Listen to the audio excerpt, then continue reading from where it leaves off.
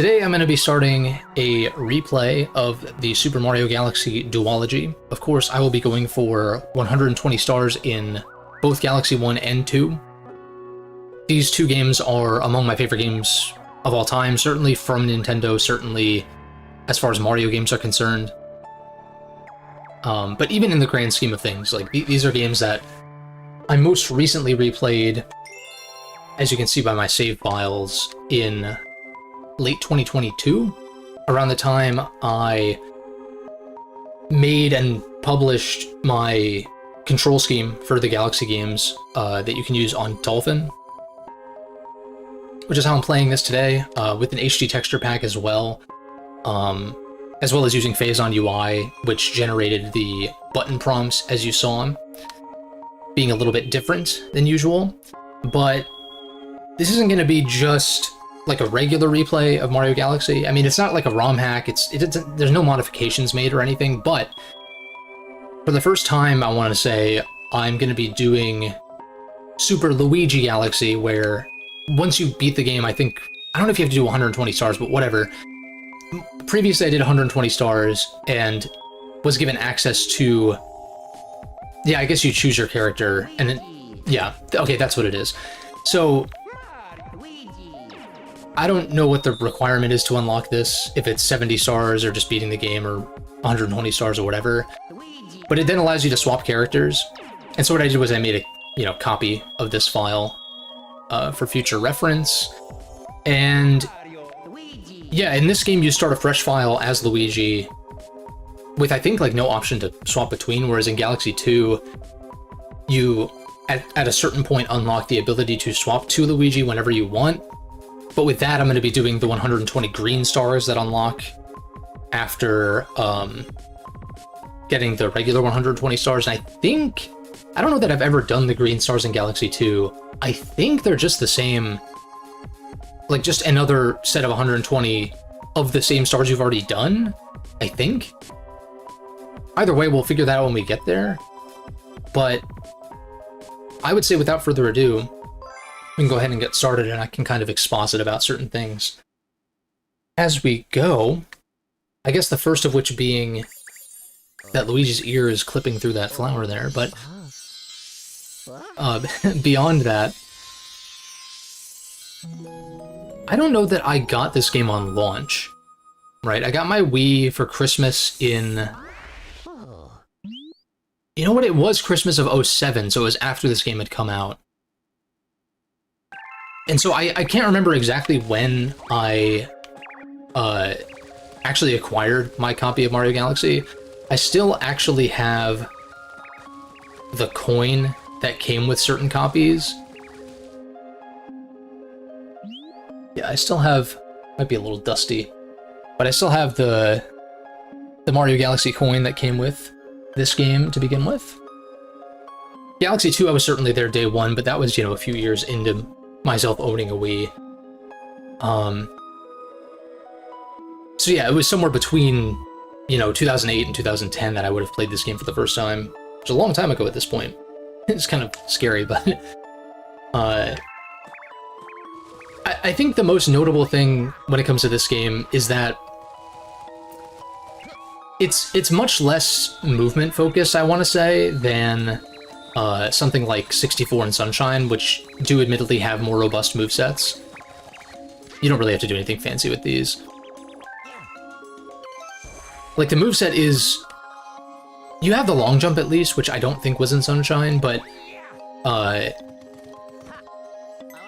it's not really about having, like, this super wide range of moves, right? Because, of course Odyssey would come years later, a decade later, I guess, and like really flesh out the amount of movement options that you have. But what this game does to make up for what I would say is a lack in mobility to an extent is in the creativity of the level design. Of course, this is a tutorial stage, just getting used to the gravity physics and all that. I forget. Wait, yeah, that's right. Okay.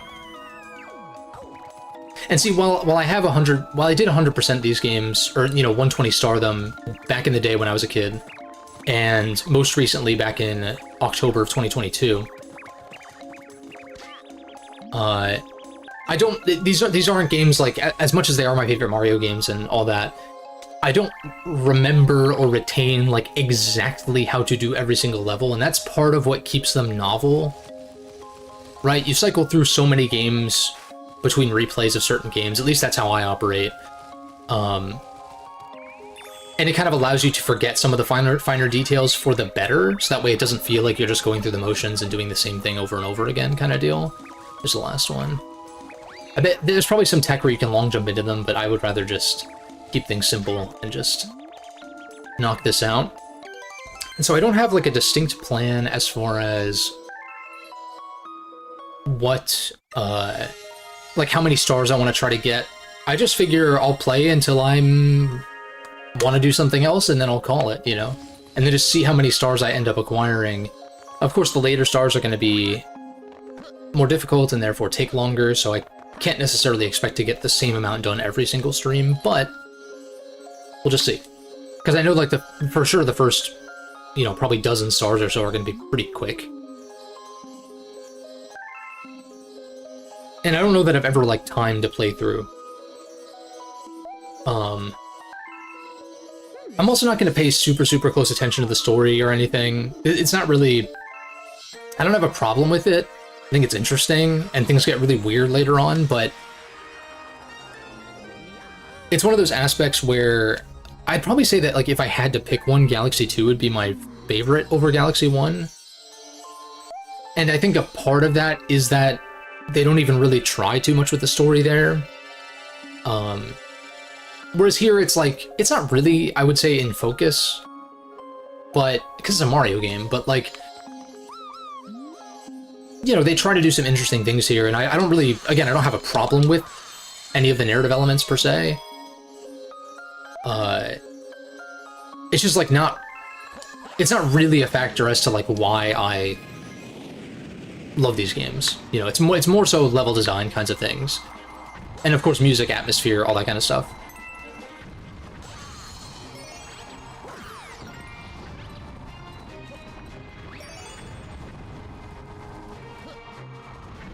So far, not feeling... oh, okay, never mind. I was gonna say, like, not feeling a ton of difference, but Luigi is a little slippery compared to Mario for sure. Because just before the stream, I jumped in and did 1 star as Mario just to, like, sort of remind myself. Oh.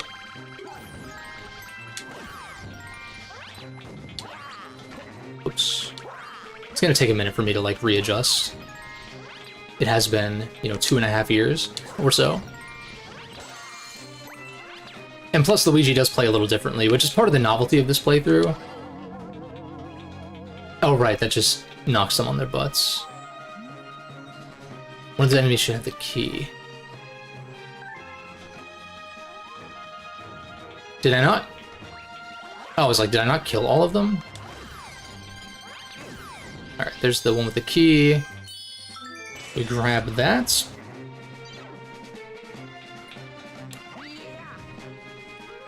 Yeah, definitely, Luigi's definitely a little more unwieldy than I'm used to. But that'll make things interesting, because it won't be as...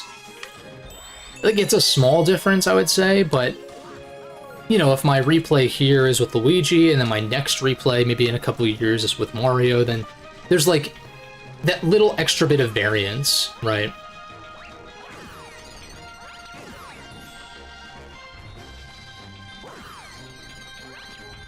And of course, I think I already mentioned I'm using my control scheme that I created for this game, and I'm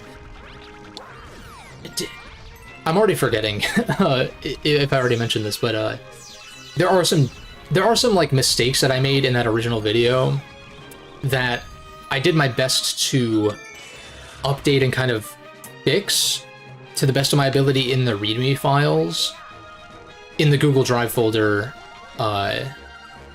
which is why in my video on this and in my shorts, my YouTube shorts that I did on some of the other control schemes that I did, that's why I kind of point towards the Google Drive folder in the Galaxy video's description, because like there just are some additional details and distinctions that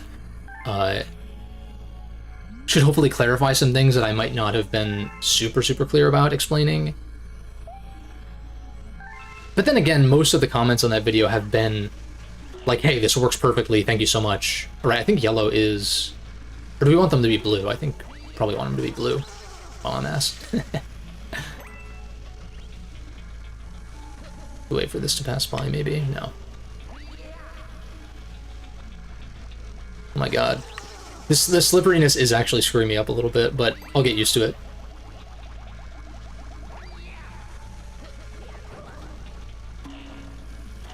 Yeah, it's like...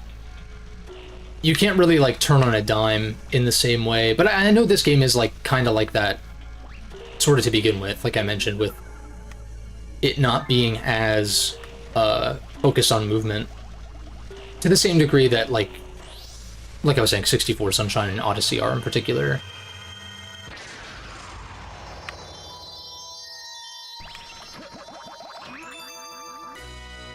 Sweet. Right, so you start off with the Grand Star, and then we'll go to the observatory and kind of go from there.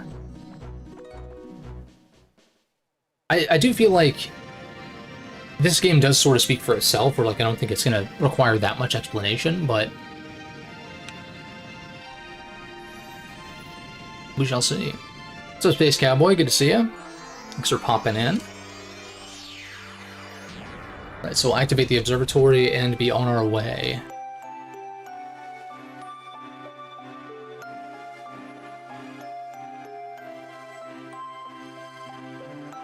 Yeah, I don't think there's a great way to... There's not like a way to skip cutscenes or anything. Not that it's a big deal. Not a particularly cutscene heavy game to begin with.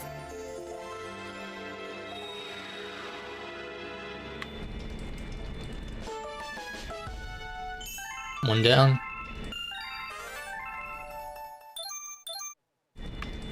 I guess I kind of figure, of course, Comet stars unlock as you go, and there's a bunch of them that unlock once you beat the final boss for the first time. But I think, like, besides that, I'll probably just go, like, what's it called? Like, observatory by observatory, or, like, whatever they're called. Like, the little huts, or whatever.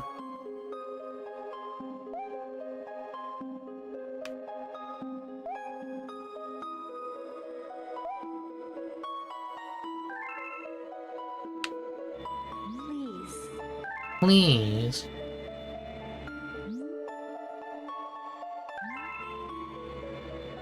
Look. Domes, okay, yeah. So we'll go dome by dome, and just kind of see how long they take. Because again, I've never, like, paid attention to how long my playthroughs of these games are, like, hour-wise.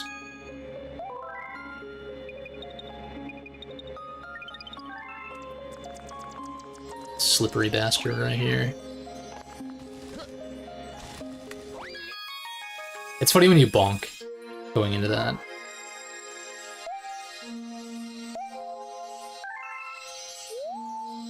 And I know, you know, I've done my best to, like, reply to issues people might have had with the control scheme and stuff like that.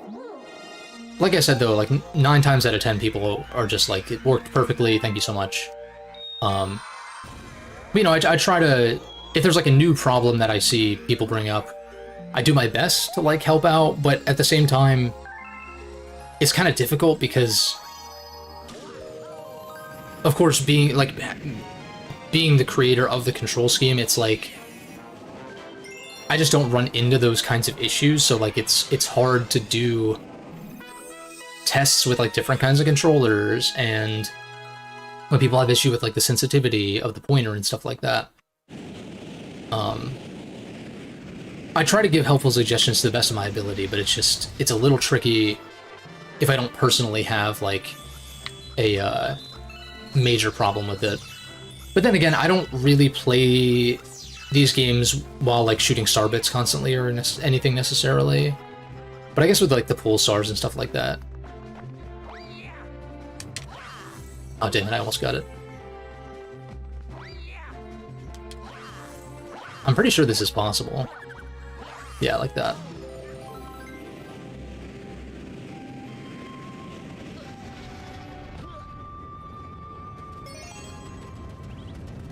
But, yeah, I mean, it is hard to believe that this game is, you know, almost 20 years old, basically.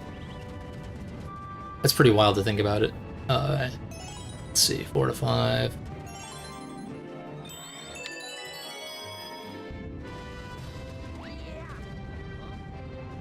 And yeah, I typically don't... Although, wait, I feel like you... I know there are some hidden stars and stuff like that. We'll just do those as I go. I'm not, like... Because I'm like, I feel like you get something maybe for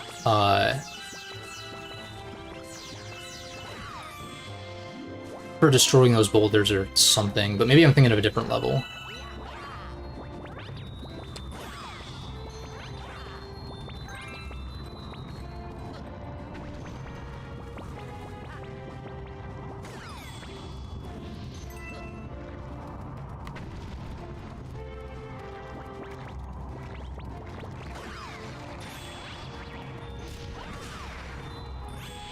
Try to get him with the backswing, but we'll just do this.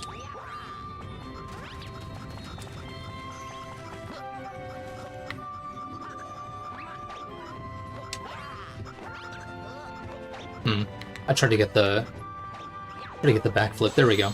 It's gonna take some getting used to, like I said.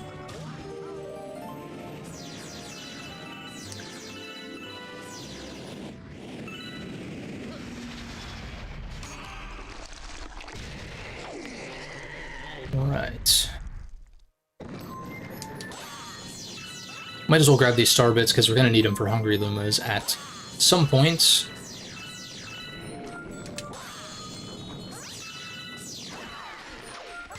So might as well start racking those up now to an extent.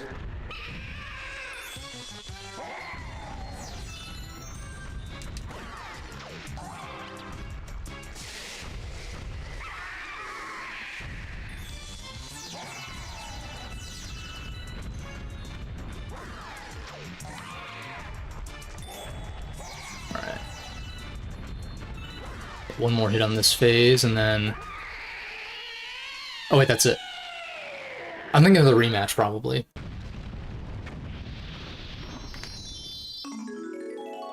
Another one down.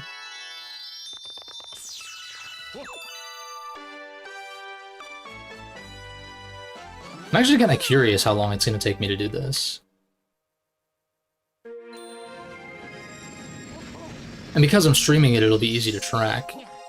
Whereas, I feel like with a lot of Nintendo games, they tend to not tell you your playtime. Unless it's like an RPG or something like, you know, Fire Emblem or whatever.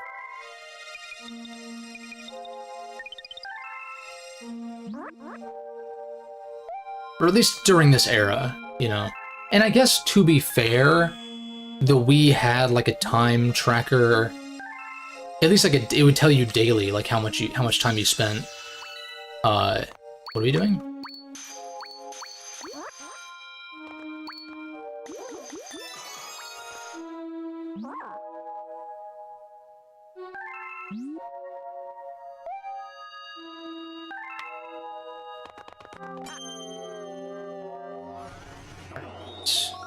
And then, of course, as we go, the level selection kind of opens up.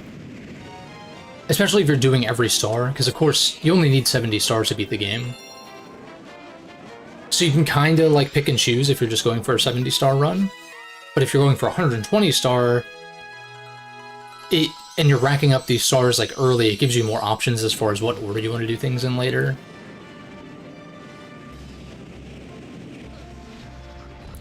Right, so... This is a Hungry Luma level. And of course, killing enemies with a spin gives you star bits instead of a coin. Which is what you get when you jump on them. Let me think. I think the orange pipe that's over here...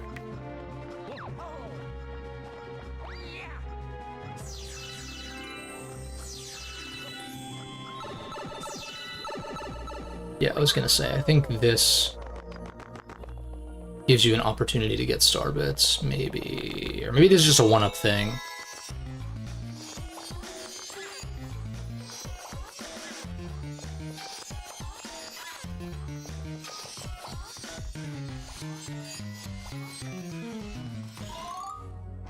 Yeah, just a 1-up.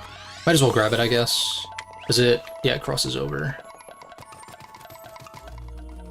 No, well, no it doesn't, but that works. Physics!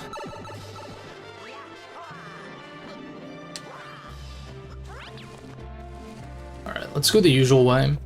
Because like I said, it's not like I have every event in this game memorized or anything like that, so I don't even really know off the top of my head how many star bits I actually need.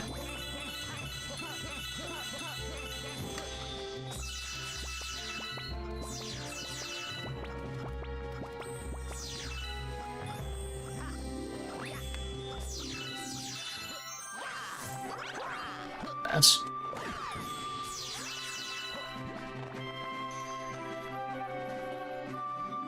Right, you turn it into a pole star, right?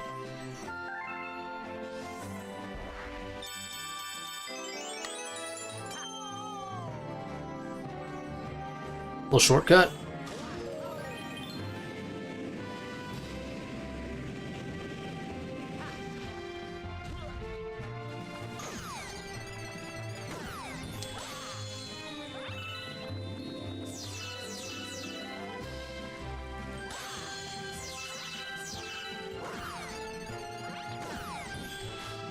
I want to say you get stuff, yeah, for breaking these, too.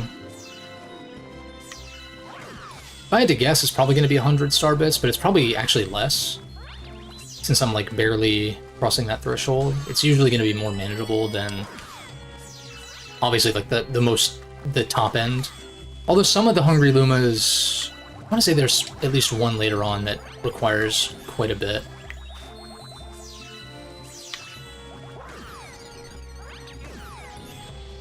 Might as well grab these just in case anyway.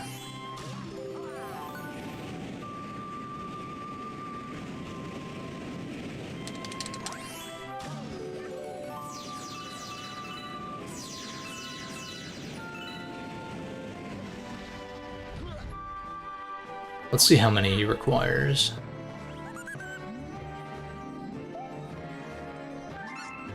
Oh, he actually does need 100, okay. So we're just one short. Oh, perfect. It would behoove me to grab more.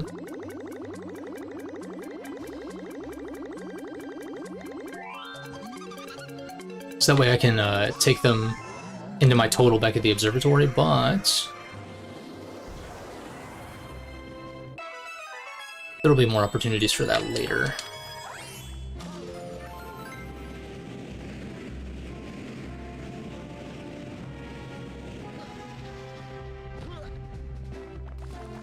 My day was alright. Not really anything to note in particular. It was fine. You know, I'm glad that that Fire Emblem video is finally done and out. Publicly available. I watched it back, which I usually do once it publishes, just to, like, you know, make sure that everything sounds okay and all of that. There aren't any, like, major mistakes or anything. But, which, you know, usually I do my best to do that, in the editing booth anyhow. Can you wall jump these? Yeah. Oops.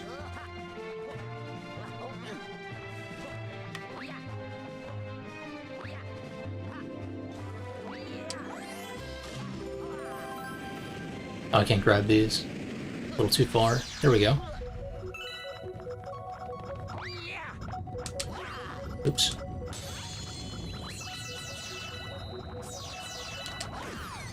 But how's your day been so far? You managed to make some progress on editing those videos you're working on?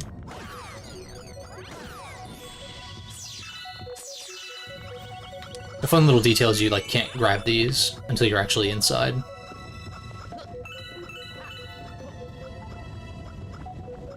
So, it's because I was like holding before I entered.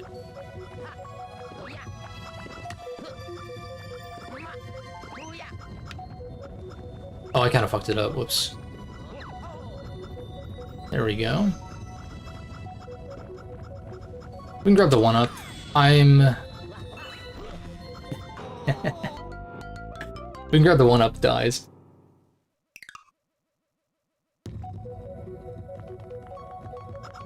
A good reminder that getting crushed is kill and not just 1 health of damage, because, you know, different games handle these kinds of things in different ways. I forget exactly where the... there it is. Thankfully, now that I remember how to skip this segment... There we go.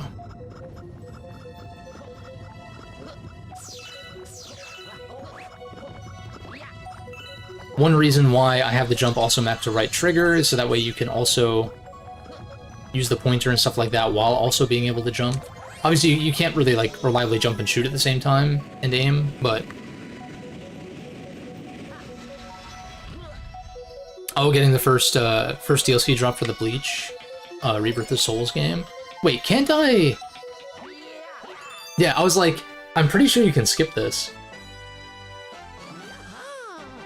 Normally you get all the pull star parts and then pull yourself to the star, but we're professionals here. No, that's sick though. I managed to check out the demo for Ninja Gaiden Ragebound, which was pretty sick. I'm very excited for that game in particular. And glad that we have a date for it now too. Like, this back half of the year is actually pretty... It's pretty stacked. As far as games that I'm personally interested in.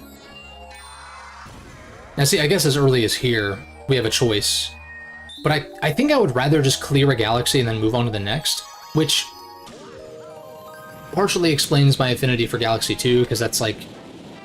Your options are more limited there. I mean, like... Similarly to here, like, you can progress to the next galaxy before necessarily getting every star in the previous galaxies, but there are, like, more, like, sort of star checkpoints, I guess you could say.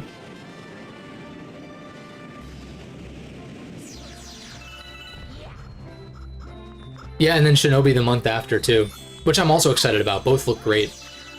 Like, Shinobi sort of... Like, Ragebound has that beautiful, you know, blasphemous style, that beautiful blasphemous style of pixel art, and then Shinobi kind of looks a little more hand-drawn. I think that's sick. I think that's sick. They both look awesome. That coin. I don't know if you have to save the toads, or... Maybe it's just destroying this. Yeah. I'm getting in the groove of things. I'm getting there. You know, it's interesting playing the demo for Ragebound, though. And, like, I've been so... I've been so Donkey Kong Country minded lately, since I was playing through those games. Previously. That there were, like, some differences where it's like, what do you mean I can't roll off a ledge and then jump? You know, what do you mean... What do you mean the coyote time is not as lenient here?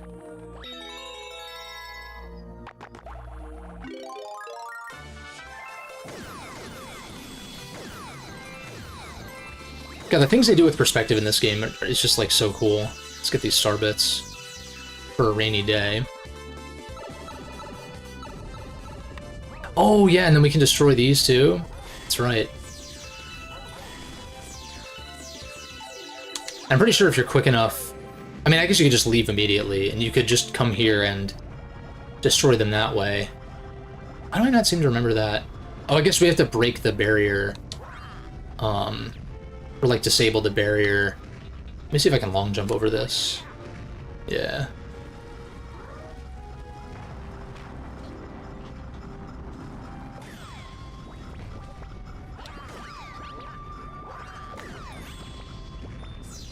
Snag these a little bit.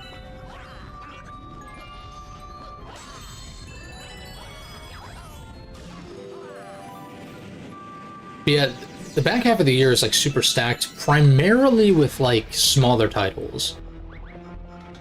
I'm pretty sure the only actually $70 game on my wish list for later on in the year is MGS Delta.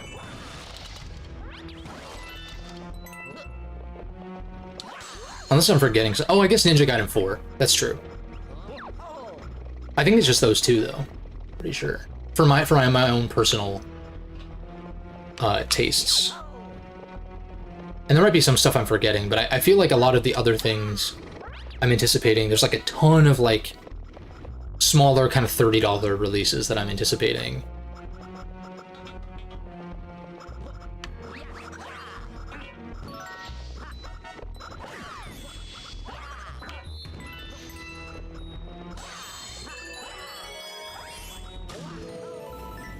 Oh. Single star bit at the top there. I think the boss is at the other side of here. Dude, I love like the super long jump you can do because of the gravity mechanics. It's great. And I mean, long jumping is your like primary, like actually quick method of getting around. Might as well grab these while he does his other shit. There we go.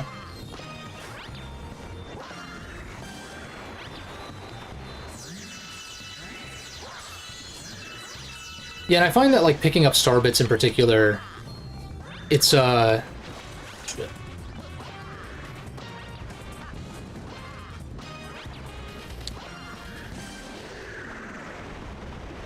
I feel like picking up star bits, it works with, like, big sweeping motions. Like, you don't really have to be that precise. I mean, with shooting, yeah. But thankfully, like, that's one of those things that would benefit from, like, gyro aim, or some kind of pointer controls. And honestly, something I can talk about that's relevant is, like, I feel like the motion controls in this game were actually very tastefully done and hold up generally. I don't really have, like, an inherent problem with this style of motion controls, but at the same time, I just kind of prefer to not have to deal with it. And especially when you're playing on a device that doesn't have motion capabilities. Like, I play on Xbox controllers, which don't have gyro in them. Alright, so Good Egg is done for now. Go over to Honey Hive. But yeah, like, sometimes I'll get requests from people to do certain games, and, like, there's a possibility of doing other control schemes for other Wii games, for sure. But there are, like, kind of two stipulations to where I probably won't do it. One are games like Mario Kart Wii, or Smash, or even like Radiant Dawn, or like any Wii game that you can play with a GameCube controller already, or like Classic controller or whatever. Anything that's compatible with that, I feel like doesn't really make sense to like, because like just map regular controls as a GameCube controller or Classic controller, which is pretty simple. I try to stick to games that like have some kind of motion functionality, but with the exception of, I would say, probably games like Skyward Sword and like Wii Sports Resort, which I think a lot of the appeal of those games is the motion controls. Particularly Wii Sports Resort, I think. Like, I don't think that game would be as fun without the motion controls. Like, that's kind of part of, like, what makes it interesting. Whereas, like, if you're playing like any given Wii Sports Resort minigame or like event, yeah, I just feel like the motion controls there, while definitely, I guess you could say intrusive, it's like so built around them that I don't think it makes sense to do. And plus, all the events also play so differently that I think it would be kind of difficult and maybe even impossible to even do a conditional control scheme. Then again, I could always handle it like I did with this game, where it's like, you know, press up on the D-pad to enable, like, upright Wii Remote, and then you press down on the D-pad to enable, like, flat, so you can tilt for the surfing or flying. So, like, I could use left and right, you know, and I could maybe mess around with, like, you know, clicking the sticks for certain things, maybe. And, like, for Skyward Sword in particular, I feel like the HD version does a good job. I I would be curious if it would be possible, though. Like, I've considered, even though I would opt to just play the Switch version of Skyward Sword, because I think by and large it is better than the Wii version. You know, it's higher frame rate, and there's some quality of life stuff, and there's like optional button controls and stuff like that. I kind of wish there was a hybrid control scheme for that game, and I can probably, I think I have talked about that before when I streamed Skyward Sword HD a few years ago. But I will probably stream the traditional 3D Zeldas again at some point, those first 5, at a later date. Not for roughly a little while, at least until Ocarina of Time support is added to Zelda 64 recompiled, because that's how I would prefer to play that game if possible, because the Majora's Mask recompilation is so fucking good. Especially with mod support now. And all of that. But when it comes to Skyward Sword, I kind of wish that... Like, I kind of like the motion controls for the swordplay in particular. But I don't like it when it's sort of tacked on for, like, controlling the beetle or... what's another example? It's on the tip of my tongue. Controlling the beetle or like flying around on the Loftwing, I feel like is better with button controls.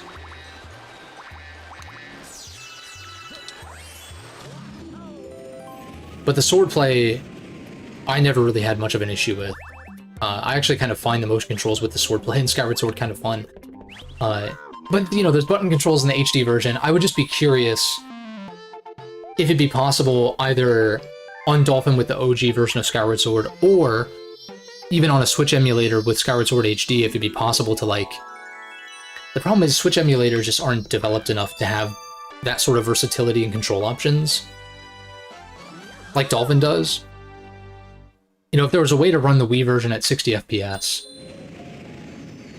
then I'd be more enticed to be like, okay, let's see if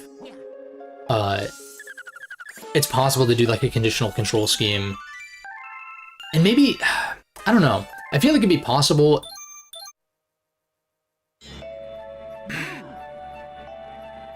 I guess I don't know, I'm kind of... My ideal, like, Skyward Sword control situation or setup would be kind of a hybrid. Where, like, you could do the motion controls for the sword, but keep the button controls for everything else, pretty much. And it'd be nice if the HD version allowed you to, like, sort of... I guess it would get annoying if the motion controls were active when you're trying not to use them. I mean, I guess so. I'm just like, you know, instead of having to go into the menu and switch your controls to button controls when you're flying around on the Loftwing and then switching them back when you're doing swordplay, like, that kind of thing is just annoying. Like, yeah, you can do it, but it's similar to, like, how you can, in this game, or could with other people's control schemes, have separate control schemes for the surfing, which we'll do. We could do it right now, I guess. But, you know what, let's do that and we'll go back to Honey Hive. Having separate control schemes where it's like, okay, you're in a surfing level, now go into the Dolphin menu, switch it. But it's like, no one wants to do that. Like, it shouldn't have to be like that. It should be a matter of, like, just being able to jump into the game and just, like, play the game as is in the manner that you want to play it, right? And that is something that I think that Nintendo could be better about, is, like, just giving options. And being less strict about, like, kind of playing their games their way or no way, right? So we hold down, right?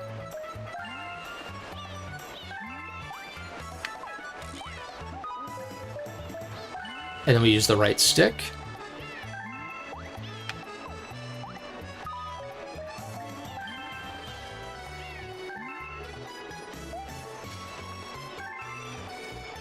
Right. I guess the only problem, I guess you could say, is like you can't really point at the screen reliably to pick up these star bits, but also like who cares?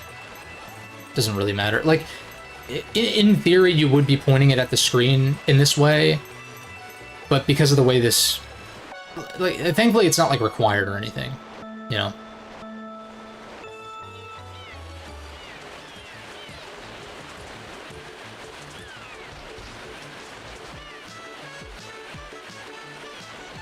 And I do remember these levels actually being kind of frustrating with motion controls. Like these ones in particular. Well, I guess the ball levels are always tricky, but they were like, they're kind of fun and sort of intense. In a way that these levels kind of aren't. It's not that they're not fun, but they're not like as demanding, I feel like. I think there's a skip you can do, but I'm not gonna bother like trying to do that. Because I'd rather not have to, like, reload into the level and all that. I think the most important thing to remember with these levels is, like, you can let off the gas if you're starting to lose control. But really, I think the big thing is, like, to not panic when you start bouncing. Sub 1 minute. Love to see it.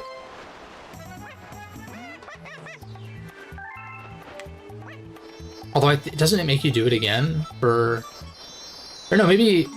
I feel like there's a second star here for like a tighter time, maybe, but I might be misremembering.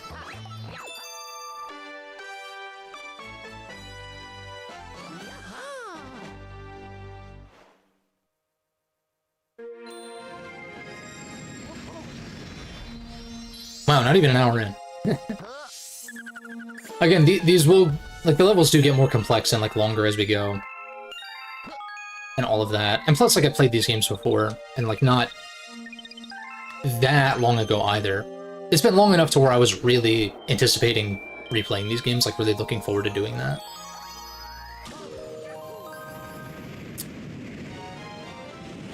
Then I'd been talking about it for a long time too.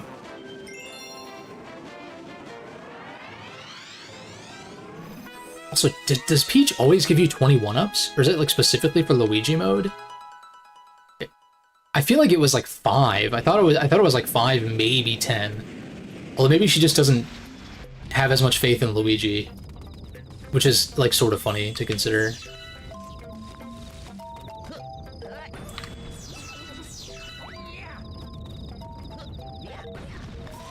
Oh. Yeah, you can just hold X for these. Oh, I almost screwed it up by moving. It kind of positions you in a way that, I thought maybe I could spin to, that's it. Thought it was gonna burst. Although it is funny, I don't blame anybody for thinking this, but, like, it is sort of funny and interesting for people to be like, oh, why can't I control the camera at all times? And it's like, well, just kind of how these games were at the time. You know? Something to get used to. Like, I know with... Speaking of Majora's Mask Recompiled, which I was talking about earlier, there is, like, an option for, like, right-stick camera control, where, it, like, normally in the N64 Zeldas, you don't have camera control, and you just kind of, like, trust that the camera's gonna do right by you, basically.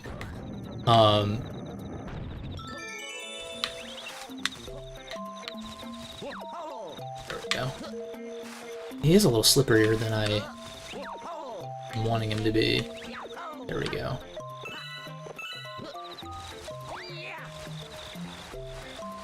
But it's cool in that because you can use the right stick to control the camera, but then if you Z-target, it resets and just like automates the camera again. So like you can kind of get the best of both in a sense.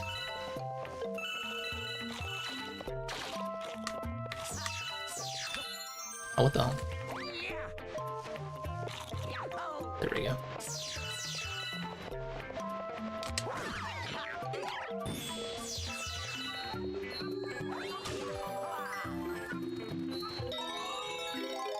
Ooh, okay.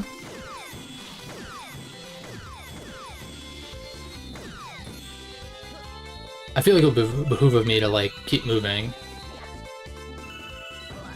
Also, I bet there's a way to just, like, get up to the top here. Nice. Oh, but do I need to activate something? Yeah, I see. Dude, he is super slippery, holy shit. Slight pause. Shit. Missed the lift. But yeah, it is a little funny. The Switch 2 comes out and here I am playing a game that is, how many generations old? How many generations is it? Is it 3 generations old? I hate that. Granted, this wasn't like a launch title or anything, but it's still like, damn, 3 Nintendo consoles ago? No. For some reason I thought, oh, he's red, he's invulnerable, so I'd wait for him to cool off, but no. Oh shit, I'm ass. Whoops.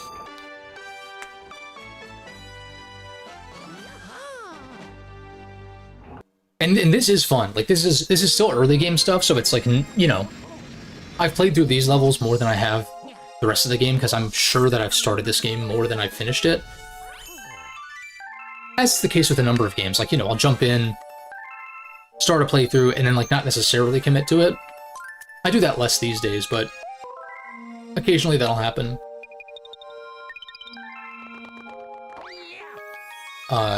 Certainly when I was younger, too. Let's see how many you need. Bunch of star bits. 400. What are we at? 377, so we're not quite. Pretty close. So we'll finish that up probably after this next galaxy then.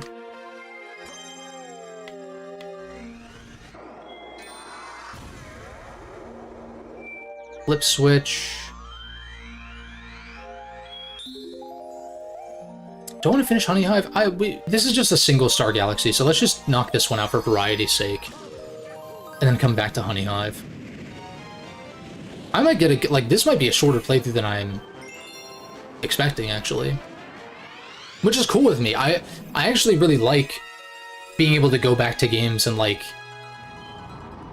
do a replay and have it not take, you know, dozens of hours kind of deal, right?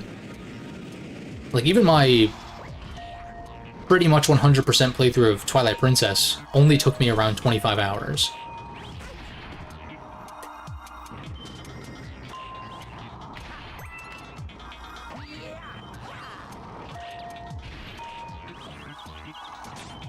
Meanwhile, Breath of the Wild.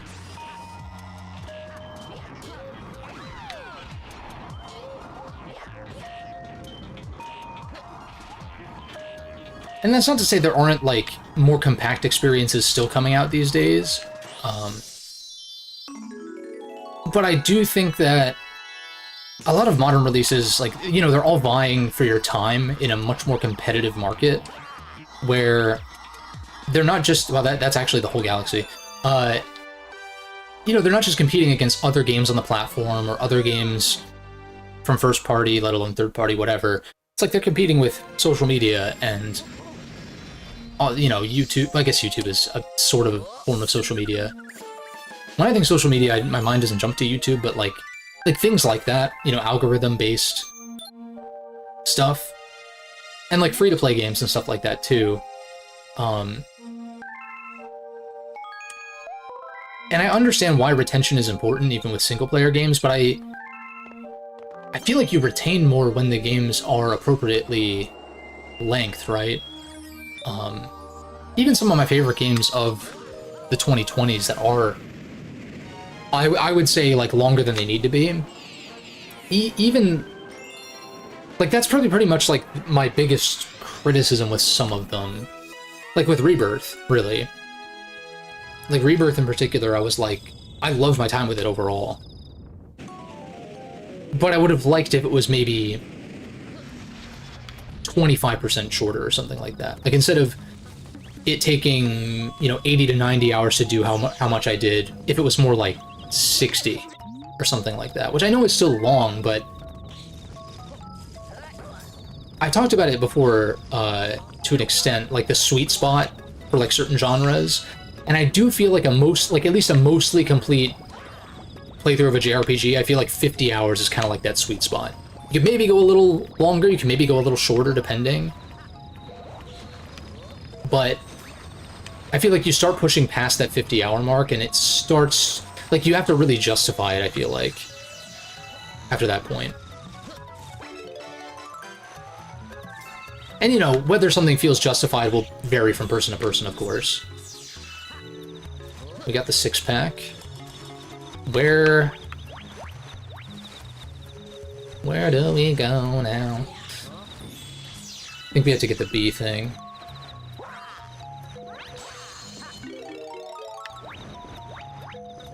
Get the B Luigi. Is it this piranha plant? Does he spawn a vine?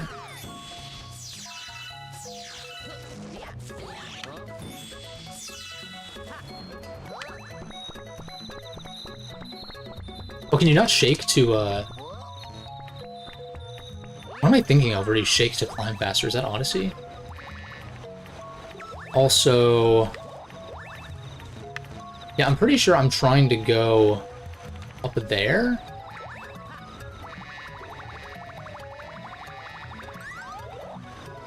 I don't think that's right. But, like, we have the... Oh, shit. We had the B power. It's like you get the B power... You go on the pipe? I should have paid attention to the splash screen, like what it showed me. Like, I'm pretty sure this takes you back... Yeah, like, over here. Oh, we just go the normal way, I see. So I could have just gone there from the upper path. I see.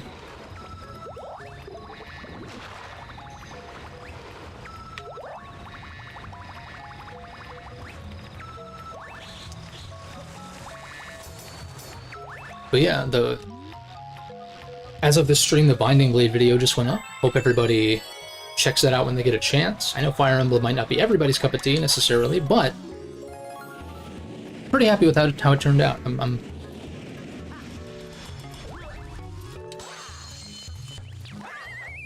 It was a long time coming because I finished that game like well over a month ago, maybe even closer to 2 months at this point. Not that that's too uncommon. I've done videos like that before where I'm a little more removed from my playthrough, but I at least, you know, try to record when it's still fresh in my mind. And then if the editing process takes a little longer, so be it.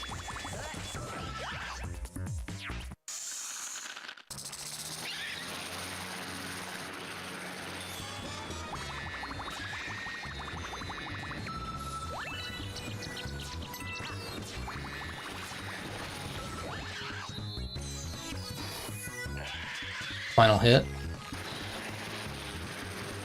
He's pissed. Give me those star bits, though.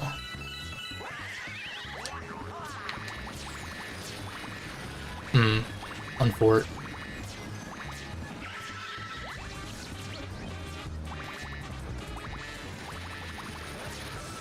Got him.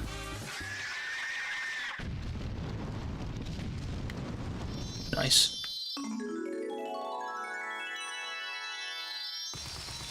I'm like starting to actually get excited about playing this game again. Like, I was looking forward to it, but it's like, you know, first couple stars takes a little while to get going, and it's like, but I feel like platformers are like this a lot. I guess you could say with most types of games, but it's like really kind of getting into that flow state, kind of getting into the groove, right? That's why I played all the Donkey Kong Country games back to back, because I was like, I was in that mood, and I was like wanting to play more of that style of game. Alright, so that's all we can do for now. Oh, you know what we can do before we do the Bowser level? Let's do the Hungry Luma out here. I'm very bad.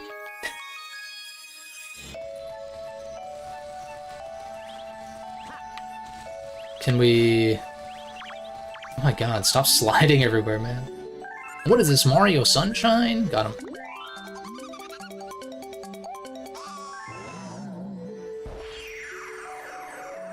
And this is like the sweet one, right?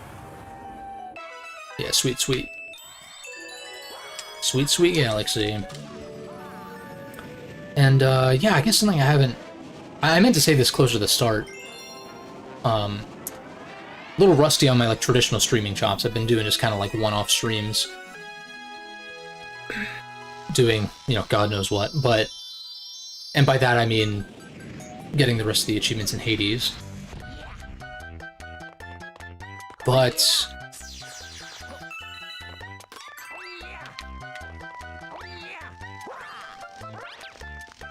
what's it called?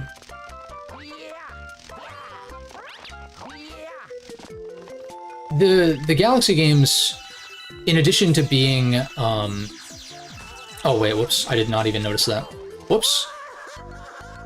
I was too hung up on the star bits, I should just ignore them. But,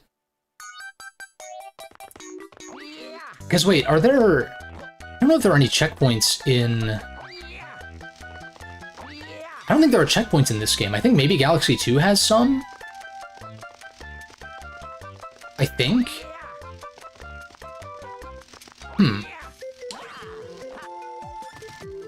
Because I don't remember checkpoint flags being in here. I think you just do... Like, the levels are usually bite-sized enough to where you can just do them in one go. But, in addition to these games being my favorite Mario games, particularly on the 3D side of things, which I think is where Mario tends to shine, in general, like, I would say, despite my criticisms of Sunshine, and even 64 to an extent, I'm a little more forgiving of 64 to be fair, but, despite that, I do think that Mario is strongest in 3D. I think it's more interesting in 3D. I still think the 2D games, there are some really great 2D Mario games. Like, it's a very consistent franchise for sure. But, again, despite the Galaxy games being my favorite Mario games, or not despite, but like in addition to, I don't really throw the word like masterpiece around very often. And usually, if I'm calling a game a masterpiece, it kind of has to be one that I've played for like at least on and off for like, not any particular amount of time, but like it has to be like a good number of years before I'm really ready to like sort of declare that, at least for my own tastes, right? Because of course what I call a masterpiece and what other people call masterpieces may differ. I think people throw that word around too much, personally. Where it's like, you know, every game in this franchise, not this franchise particular, but like every game in said franchise or series is a masterpiece. It's like, well then what makes your favorite ones of those special then? You know what I mean? Like, I wouldn't fight anybody if they were to call the rest of my like top 5 Mario games or top 5 or 6 masterpieces. I wouldn't push back on that necessarily. There might even be some not in my top 5 where I'd be like, yeah, I could see that. And even then, who like ultimately who cares like whether I approve of what people call masterpieces or not? I'm just saying it's not a word that I throw around often, but I do think the Galaxy Duology, especially combined, they're masterpieces, and I feel confident in like saying that, especially for my tastes. Of course, because it is based on my tastes, right? Primarily.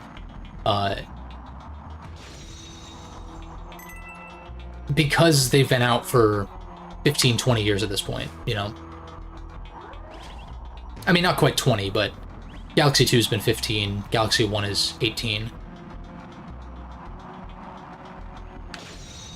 Right, and it's like I don't think I would ever throw the word masterpiece around when it comes to like a game that just released or is like a year or two old, you know? Maybe once you pass that first year or two, if I still feel the same way that I did when I first played it, then maybe. Although I'm typically getting to games a little bit later than on release.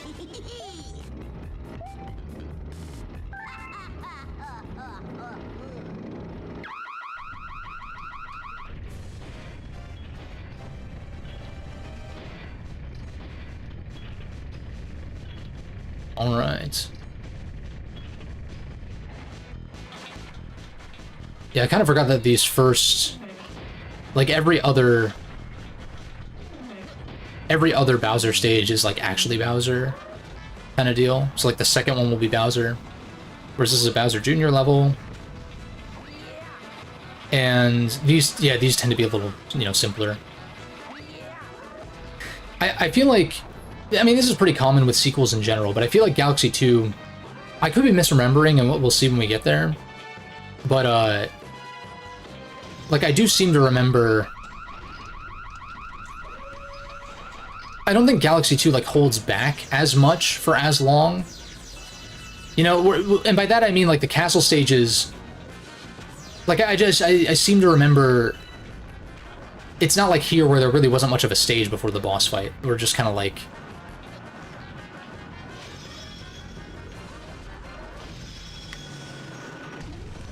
See, like, for, like, a Bowser Galaxy or for, like, a Bowser level... It's a Bowser Jr. level, technically, but, you know, kind of on the short side. The second one, I think, is where you're flipping your gravity and stuff, and it's more interesting. For sure. But I guess to be fair, like, this game was introducing a lot of new concepts as far as level design and perspective and, like, shifting gravity and, like, all that. And it definitely takes some getting used to. Whereas Galaxy 2 is like, hey, you played Galaxy, you want more. Here's more, like, from the get-go. We're not gonna tutorialize as hard or, like, ease you into it as much. But that's why I think these games work well. And I know that, like, Galaxy 2 gets insulted sometimes. Maybe not so much these days, but, like, it did for a while. Gets sort of insulted as feeling like a DLC pack or whatever for Galaxy 1, but I'm like, why is that a bad thing? You know what I mean? Like, as a standalone release, like, I guess I get it, but it's not lacking in content. It's arguably, like, has more variety and creativity in certain cases with how it's, like, you know, new idea after new idea, while still feeling like it explores those ideas pretty fully. And you could say the same here. I just think you play Galaxy 1 as sort of a warm-up. And of course, by the end of Galaxy 1, there are some tougher stars and stuff like that. You know, you're doing the bosses on one hit and shit like that. But yeah, like Galaxy 2 being sort of like a bonus extra 120 or 240 if you want to get technical with it, stars. I think it just, like, adds to the overall experience. Like, I don't really understand how you could love Galaxy 1 or 2 and not love the other, because they're, like, they're so similar. I always find that weird. I get that people might have a preference of one over the other, and, like, if you do happen to like one but not the other, I guess that's fair enough. It's your opinion, but I just find it strange. You know, I kind of at this point view both of these games as, like, one package. As, like, one experience. Similar to, you know, any other gaming duology out there, right? And same with, like, some, like, gaming trilogies out there, right? Like Mass Effect. I don't really view those games... Like, I can identify the differences between them on an individual basis, but I kind of view those games as a trilogy. Like, if I'm gonna play one, I'm playing them all. You know? Which, speaking of which, I'm due for the Mass Effect Trilogy replay. It's been a minute.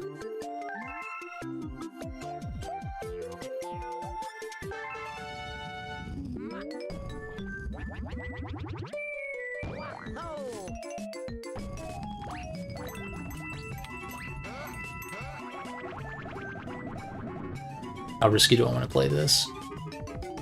Because it gets really out of control when you start going full speed. I think I'm just gonna play it as safe as I can reliably do.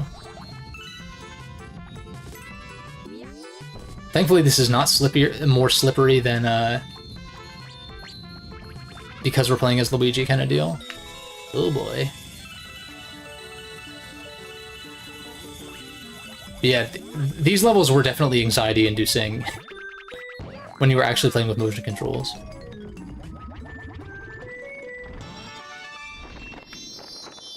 Not so much this first one, but it's more of a tutorial stage than anything.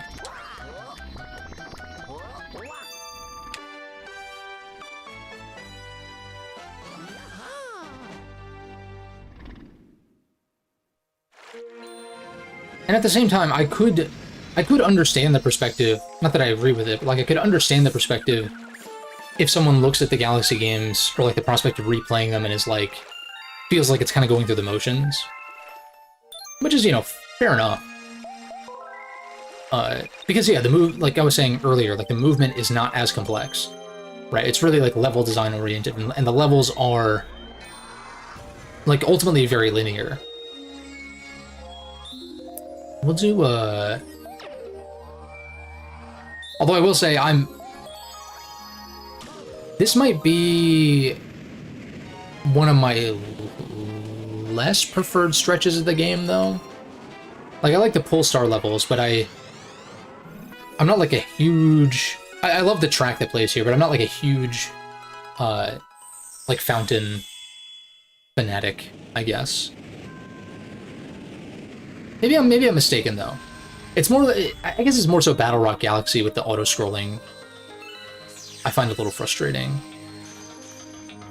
Which, not frustrating, but just, like, uninteresting, you know? Because you're having to stand there and, like, dodging the obstacles isn't, like, particularly challenging or anything. I don't think it's that bad to just go through for the sake of getting to, like, the better stuff, but...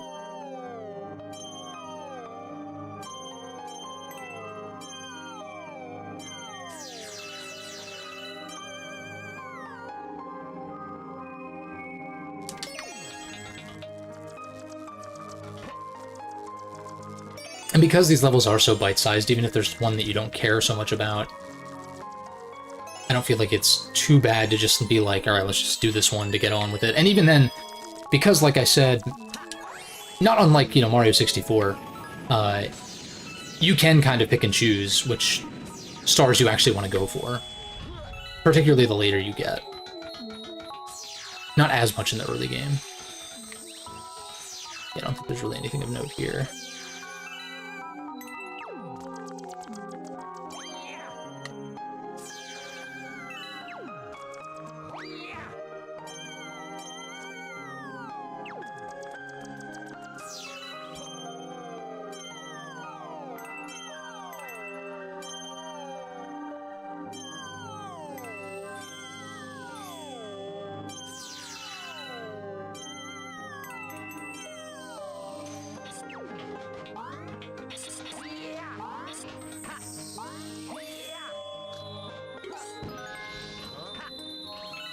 I almost feel like... Nah, maybe that's not possible. I think you just have to rescue the toads, right?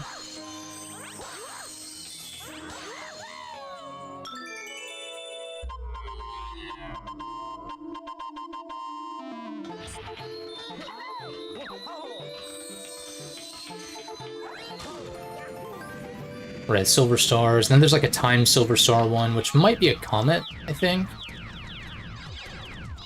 And in fact, I think they're actually... I think if you die here, you go back to that previous planet, maybe?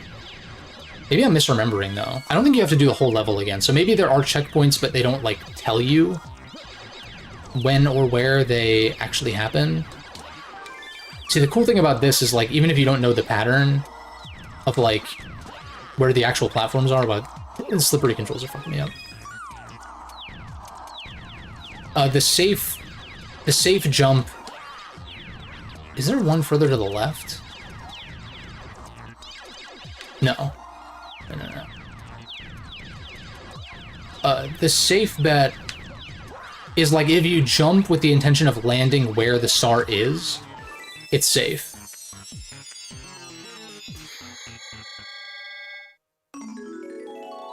Now, obviously the anxiety of like actually having to make it back to the star. It doesn't just spawn on top of you. It's like, no, you gotta do the run back. Not that it's that much of a problem, but...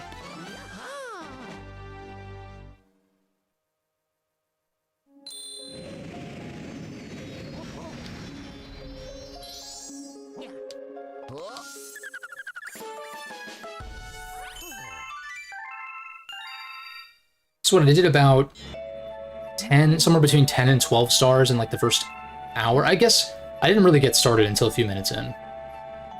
So we're really sitting at probably like an actual, around, like closer to actually an hour of game time, like play time. And I've done like 13 stars.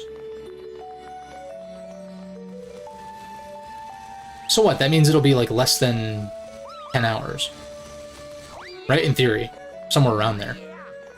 It looks like there's a comet in the terrace. I figure let's try to do the comet levels as they come up. Because otherwise it gets a little annoying trying to reset them. Like, I know it's not as novel in Galaxy 2 because, like, I think Galaxy 2, when a comet spawns in, it's just there permanently once it unlocks. But I kind of prefer that because then it's like, well, you don't have to worry about, like, them spawning in sort of deal. But then again, here, it's like, if you just take care of it when it shows up, then, like, over the course of the rest of the game, they'll eventually spawn in. With the exception of the purple coin ones, which I think all spawn in at once, I want to say, after you beat Bowser, maybe? So this is...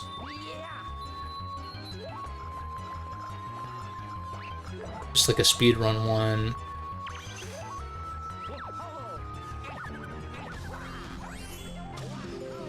I don't know if that's actually faster, but it's fine.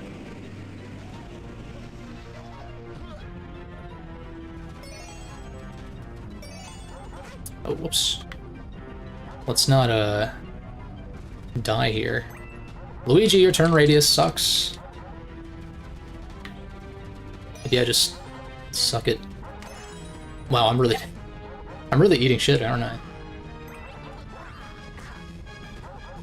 I'm really bad at this, wow. Where's that last one? There it is. Fucking Lamau. No worries at all. Try again.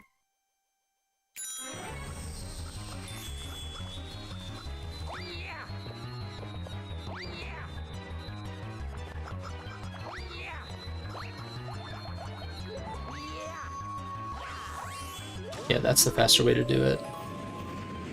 Now I just need to, like, not die to these damn chain chomps. Which means being maybe a little more patient when I actually grab these. But also, Luigi's, like, slippery, like, turn radius and shit is fucking me up. Okay, chill. You put a timer on me and I start, like, panicking, even if it's not actually a problem.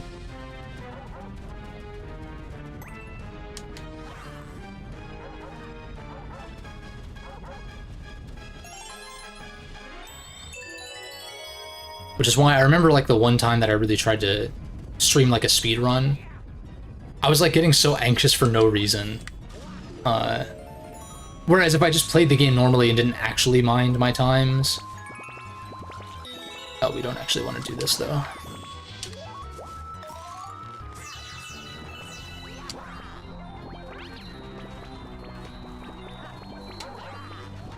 Yeah, I prefer to just, like, see, like, even if I'm trying to go fast, I'm like, I don't really want to measure how long I'm taking in the moment, necessarily. Although it depends, because, like, there are very few games that I would really genuinely consider speedrunning. It's not really something that I've, like, considered that seriously.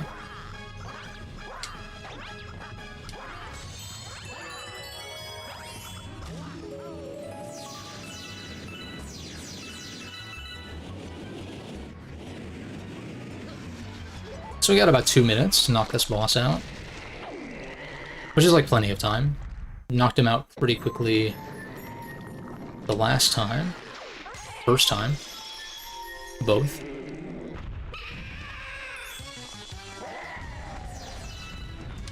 Oops. Caught him with the tail end of the animation there. The tail end. I did not do that on purpose, I swear.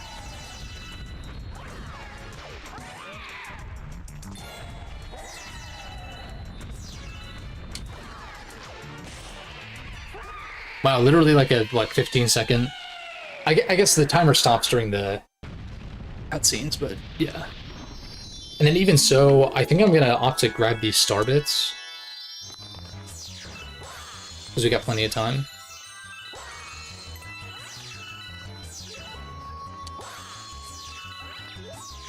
And this will help a little bit for later.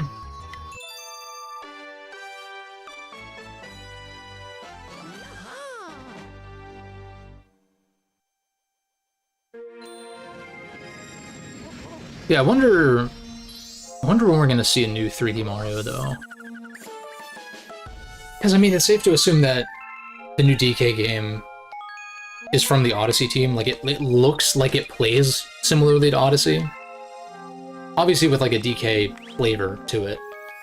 But you can see, like, the Odyssey DNA, both in, like, the art style and how it plays and stuff. So it's like, huh. I mean, Nintendo is a big company, so it's like, it's possible that a 3D Mario is also in the works. I mean, why wouldn't it be? But it's also, it begs the question of, like, well, why has it been so long, you know? It's kind of crazy.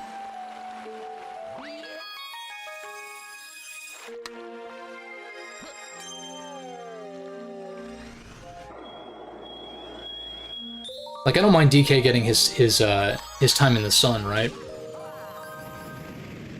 But at the same time, it's like, well, assuming that game at least started pre-production back when Odyssey finished, it's like, what, 8 years?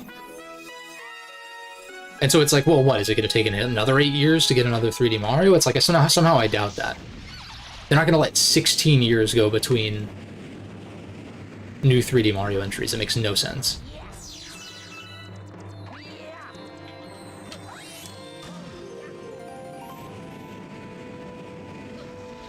It is a little surprising that Odyssey never got it, like, any DLC or even like a second game. Can we hit this? Maybe we have to be in the air to actually do that.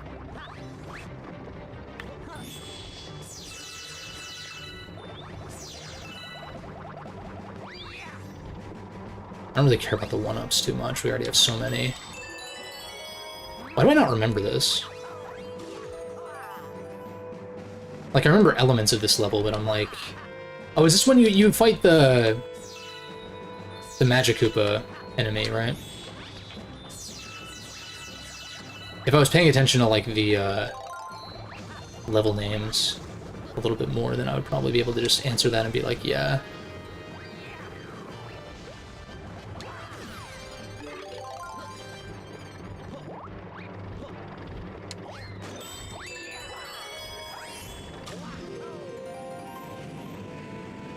And, you know, that actually reminds me, when 3D All-Stars came out, I actually was in the process of doing a 120 star run there.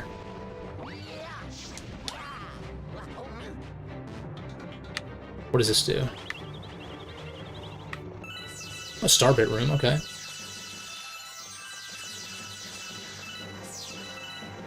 We take those. And if you want, like, kind of a... You can't hold the shake button while having the pointer active to, like, quickly grab stuff that's in the center of the screen at least. Alright, so we have to...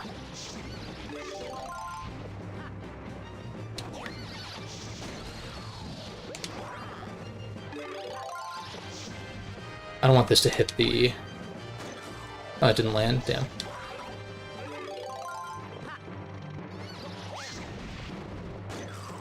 Why is that not landing? I guess it's a little bit too high. I have to do it from ground level. I can't imagine there's anything in the chest worth grabbing, because there's not really additional collectibles in this game. Which I don't think is a bad thing. I like going for all the green stars in 3D World. And even like 3D Land, I remember enjoying going for like the extra stuff. But it depends in Mario games, like, because for every one of those, you have Mario World, which is a game that I really love. Very nostalgic in a lot of ways. But I could give a fuck about the Yoshi coins, or the dinosaur coins in Mario World. Like I'm not really... Especially because the game doesn't track them. It's kind of like... Who really cares about these, right? I mean, maybe you do, but I'm just saying, like, I personally don't.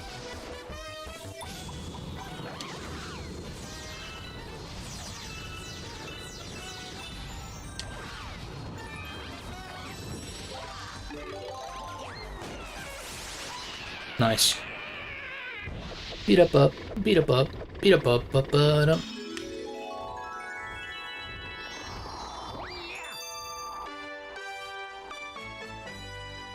And that's not like a huge factor, but I would say is not like a 100% necessary thing, but I would say that like it tends to be that with my favorite platformers, be it 2D or 3D or otherwise, 4D, I know, but like whether it be 2D or 3D, like whatever style of platformer, my favorites tend to be determined by, at least in part, the ones that I enjoy 100%ing the most. Because I feel like with a lot of platformers, because a lot of them tend to be aimed at younger audiences, I feel like I don't get as much out of just simply doing the bare minimum. Like, speedrunning is a different story, right? Like, if you're doing a 70-star speedrun in Mario 64, or even this game, or whatever, right? That's a little different, but just like a casual playthrough, it's like, I feel like I wouldn't feel as... It wouldn't feel as fulfilling as of an experience if I just did 70 stars. In this game, for instance. And because I find these games to be enjoyable by, like, you know, largely through the entire 120-star run for each of them, that is like that is a factor, you know.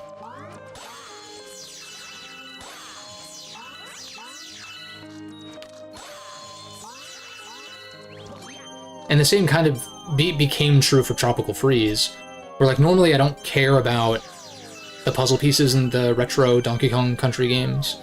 And like my replay of Returns recently, I really just kind of blitzed through it. I don't like that game enough. I like it, but I don't like it enough to, what's it called? Also, I might have screwed this up if I want to do the Hungry Luma first, which I probably should do. How many do you need? Because this one doesn't need as many. But like with Tropical Freeze, I actually went back and I did go out of my way to get all of the puzzle pieces, even though that's something I normally don't bother as much with. We might be okay.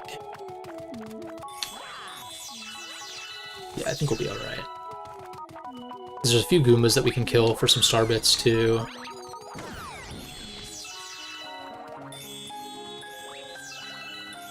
Or wait, is this required? I feel like...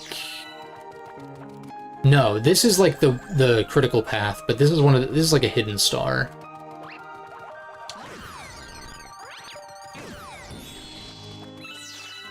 $45. I hear a Goomba. Oh, yeah, we're good. Now... Oh, and then, yeah, this is even more, actually. Which is nice, because then we can bank some of these for later.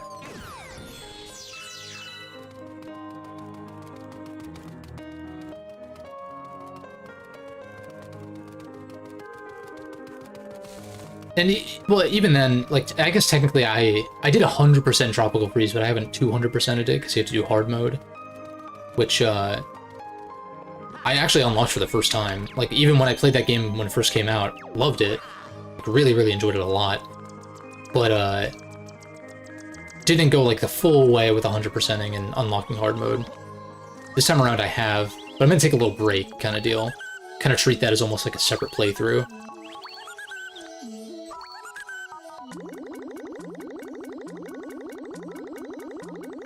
And, like, DKC 2, I've been, like, gradually going through and getting all the collectibles and stuff, too.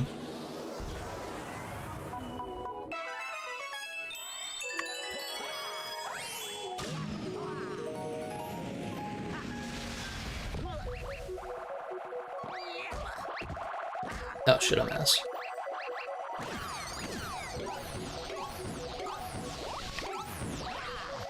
Oh, shit. Also, no coins.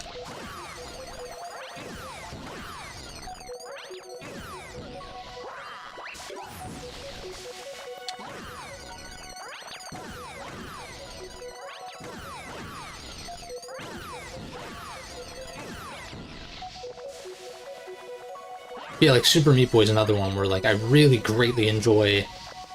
I'm really bad. I really greatly enjoy 106%ing Super Meat Boy, which I've done now twice in full. Not counting that attempted run way back in 2015. On my own time when I was first playing it. But, speaking of which, Super Meat Boy 3D, kind of crazy. never expected that to be a thing, but like, you damn well know that I'm gonna be all over that. It looks awesome.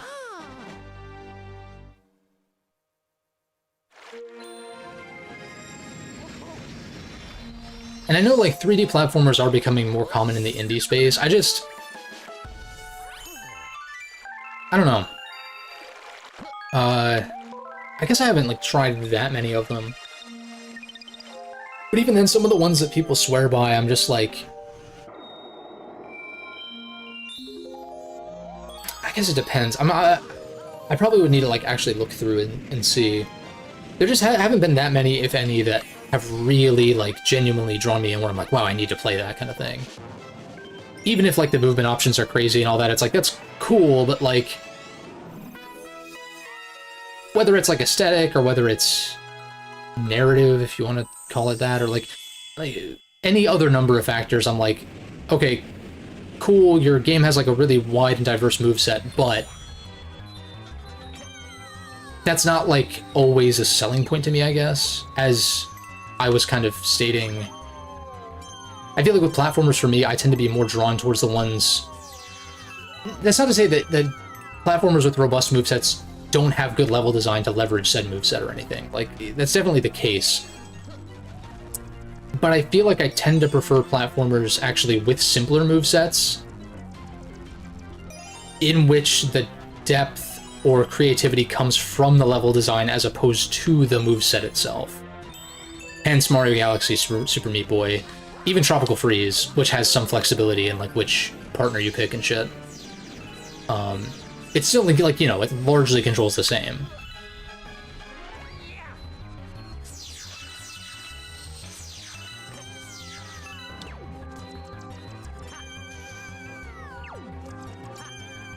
But maybe I just need to be more open-minded, I don't know. It's always possible. It's a hard thing to measure, you know? Oh, I'm surprised I was actually able to, if I could speak. Actually, I was surprised I was actually able to grab that one from that far. That's...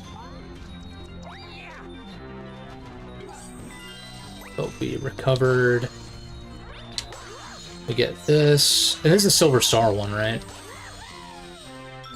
Again, not doing the greatest job of, like, paying attention. Yeah, it is, okay. Yeah, I remember this one being a little... I'm not as, bad. I'm not as, anxious about this one for whatever reason. But it's because, you know, it's a Mario game. It tends to be that when you have a time limit, it's not usually that strict. The unfortunate thing here is, like, if you die... Like, you definitely have to redo the entire level on this one because it is, like, a speedrun level. Yeah, there's one over here. It's actually not a bad idea to save the silver stars that are closer, but it doesn't really matter that much because you have to backtrack anyway to get it. So it's like, it wouldn't make that much of a difference. I almost kind of screwed that up. Okay, I kind of feel like I could make it over to the red from here, but I don't really want to risk it. Especially as Luigi. But that I'll do. And we have 1:35 to make it back, which is plenty of time.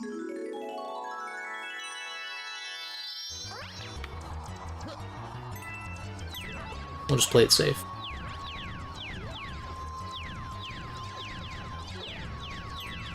And that's the thing, like, if you're comfortable enough with the physics, you can still do some really cool shit in this game. Despite the limitations.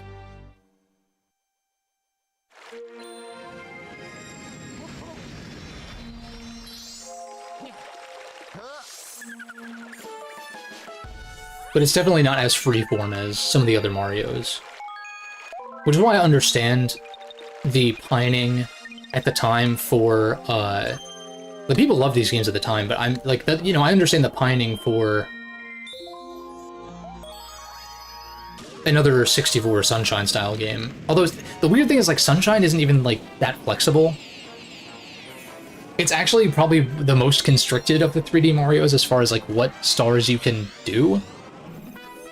Because you have to do them in order for each area. And then, like, you have to do, what, the first 6 or 7 or something like that to even go to Bowser and all of that, whereas in 64, and even these games, which, like, you know, people... If you have a criticism for the Galaxy games, it's probably that they're too linear. But and yet, you have more flexibility as far as what stars to pick here than in Sunshine. But then again, Sunshine's actual levels tend to be a little more... I don't know, would you say they're more open-ended? I guess. I really don't think they feel that different structurally. Oh, right, I have to do the regular path this time. They really... It's been a little while since I played Sunshine at all. Not that long, but, you know, a few years. And, I don't know, I feel like they're actually kind of structured... like, Sunshine's levels are kind of structured sort of similarly to Galaxy's. Like, yeah, maybe you can go and explore a different part of the level, but to do what, though? There's, like, nothing over there because the star hasn't spawned in, you know? You could kind of say the same for 64, although I'm pretty sure you can actually skip. I'm pretty sure you can choose, in certain cases in 64, you can choose a mission. Yeah, no, you for sure can. Like, you can choose a mission and then go in and do a different one. Whereas in Sunshine, I don't think that's an option. Because the levels change much more, like, distinctly.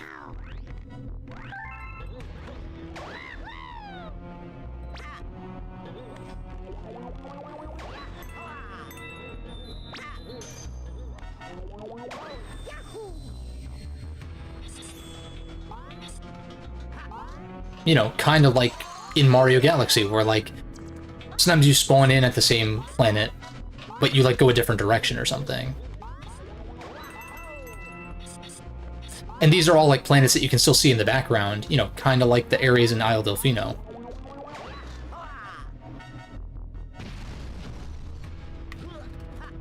But I also wouldn't say, like, obviously the movement in Sunshine is more freeform, though.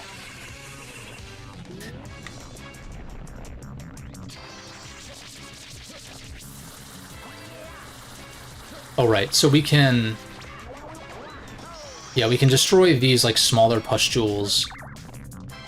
Yeah, to stun him temporarily.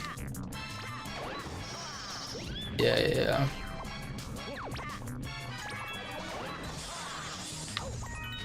Right, we can only do one at a time. Shit. Oh, shit. Kind of disgusting. I actually kind of forgot about this boss. Can you move? Hold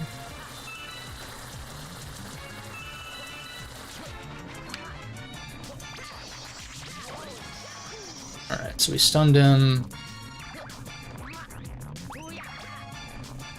Oops.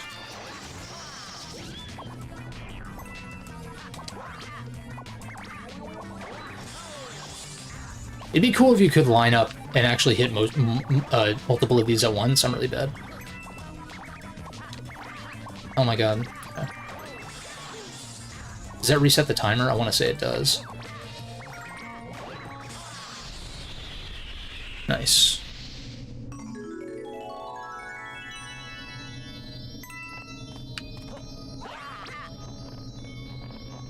Oops.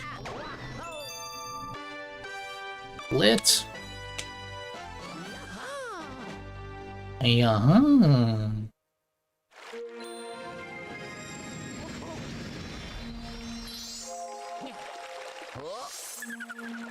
What was I saying, though? I got distracted by trying to focus on the boss fight. New Galaxy at the Fountain, a new Hungry Luma. We can see how much this guy needs to eat.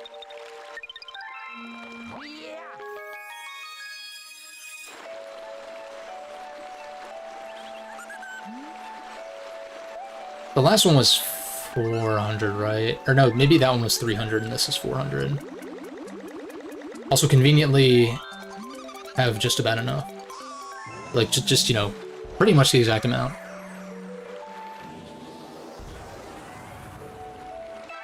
Sling Pod. Let's do it.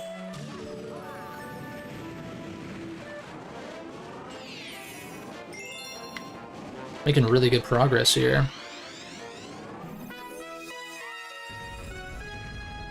Like, I'm just trying to think.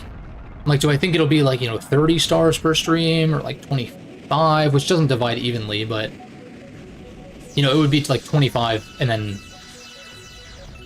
the final stream being a little longer, especially because the final boss you have to do twice. Yeah, so like, I would recommend if anyone's not played this game and they're planning to do so, I would recommend once you have 70 stars, go face Bowser right away. Oh shit. Because then that spawns in the rest of the comets, and you also, like, you have to fight him again anyway. So it's like trying to separate those fights as much as possible is probably preferable. It's a cool final boss, it's just like, there's like some cutscenes in between that are unskippable and whatever. That was almost really, that was like kind of a risky play on my part. Why did I do the same damn thing? I think you can, I want to say you can spin in mid-fling, like readjust. I kind of want to try that, even if it costs me another life. But then again, there's not really a reason to do that if I land it. Also, this is like a pretty easy way to rack up star bits to an extent. Also, wait, I can just go straight to this one, right? Yeah. Nice little skip. We go now. Thankfully, this is pretty forgiving, relatively speaking. And like, even if you get hit here, you can actually... oh, wait a second. I see.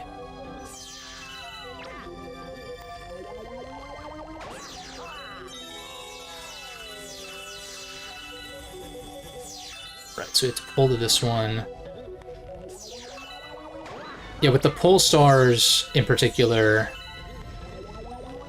not these, not the fling pods or whatever, but the pull stars. Oh shit. No, no, no, no! God damn it.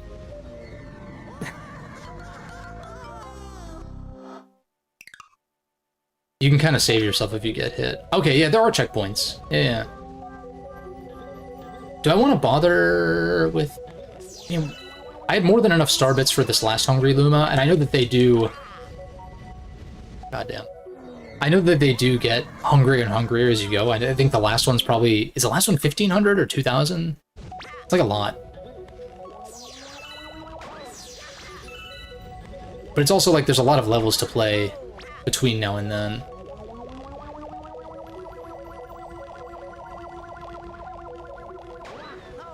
Okay.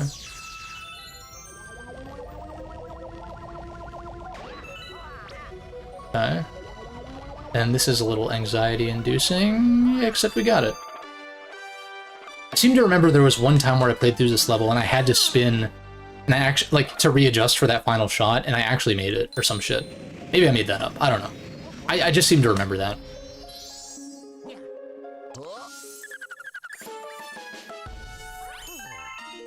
Maybe 30's a little ambitious.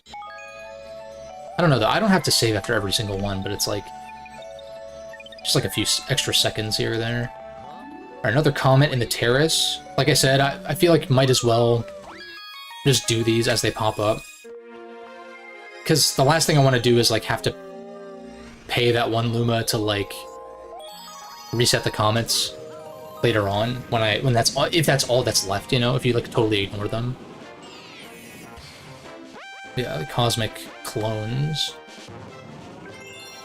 That's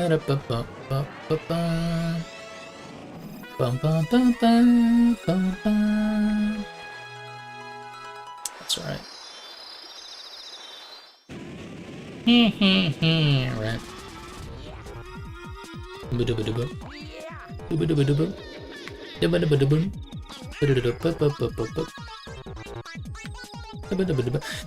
There's like a...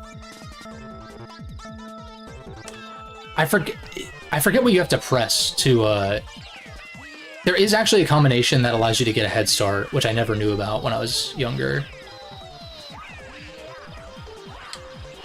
I'm ass. I think he does screw up at some point, unless this one is just harder because we're Luigi.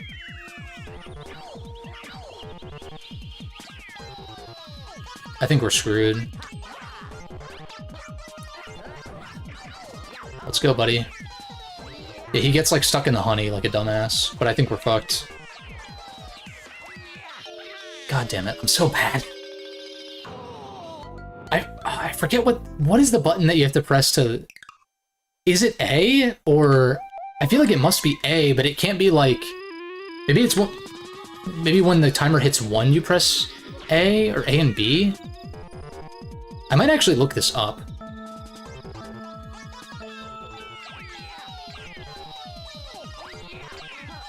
If I don't get it this attempt...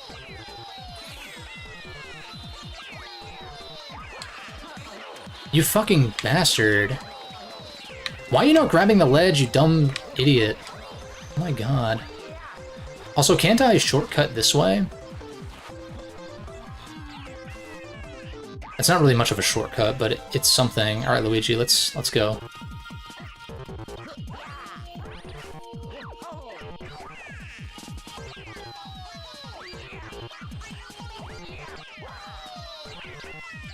No! I'm ass. I'm looking this shit up. This one is just legitimately kinda tough. Mario Galaxy Cosmic Head Start.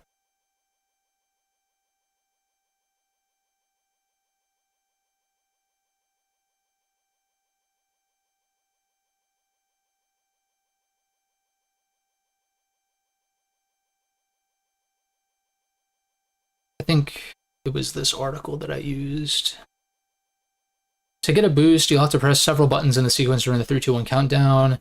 When the countdown begins, hold forward.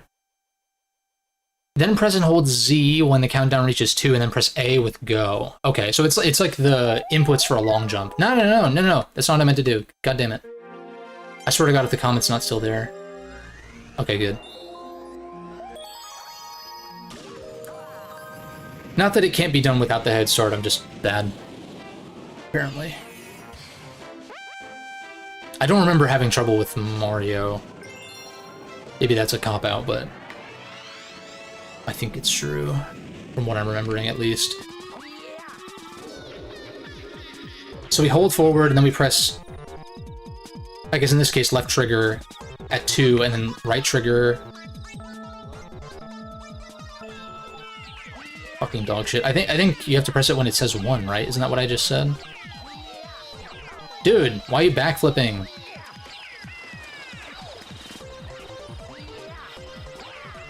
Wow, I actually made that jump. This might be... The bonk there is fine.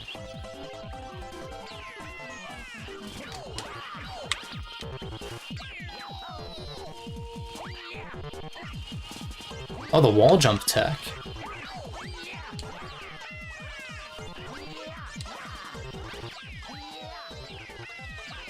Luigi just had, like, he's just, I feel like he's slower to get going, like, get to his top speed, maybe? And that might be what's screwing me up, but... I think that's what it is. Or, like, once he gets going, he's faster, but he's also... His acceleration and deceleration is, like, he doesn't stop and start as quickly as Mario does, I guess. With his movement.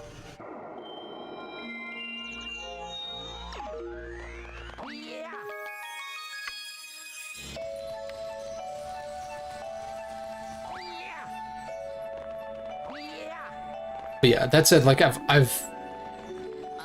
have 120 starred this game multiple times without even knowing the head start existed. So, it's, like, clearly it's doable without it. But the timing on that one is, like, kind of tight.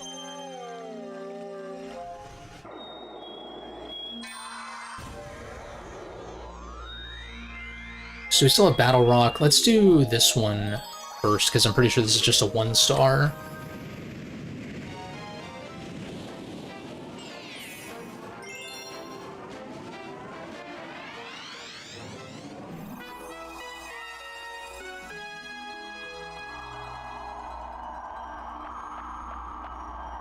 Right, so typical Nintendo design philosophy. We get introduced to the concept here, and then yeah, the acceleration is definitely slower. But you know, I signed up for this.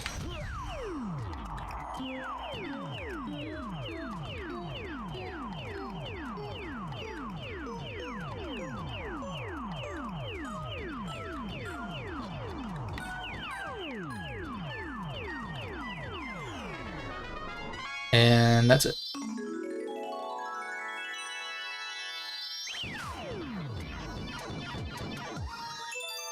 Bingo.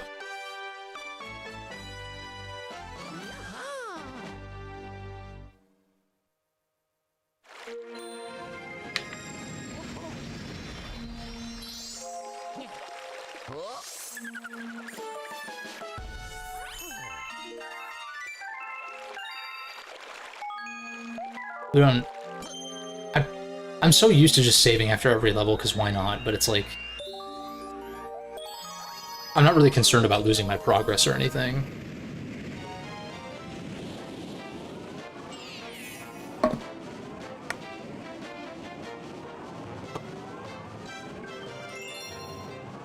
Battle Rock? Like, maybe if another... I guess I should be checking for when comments appear, but...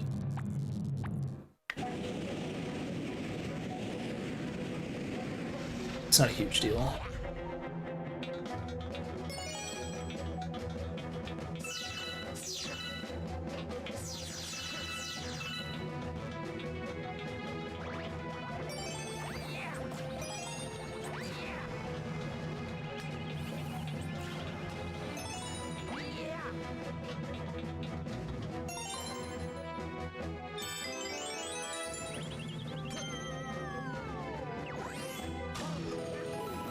And then this one, there is a Luigi star here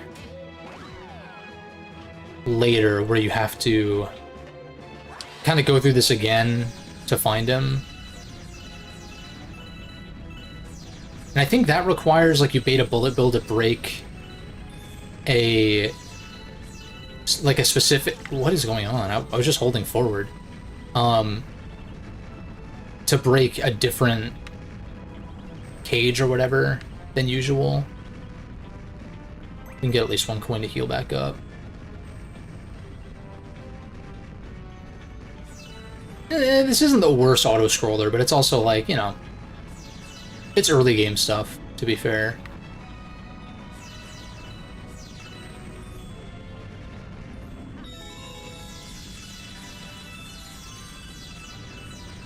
Get a good amount of star bits here.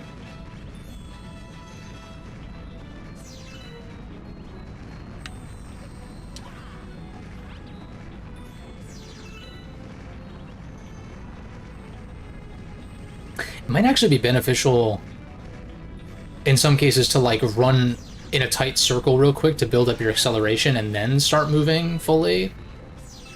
Because here's the star, but I think the Luigi one, you have to, like, break open one of these other ones.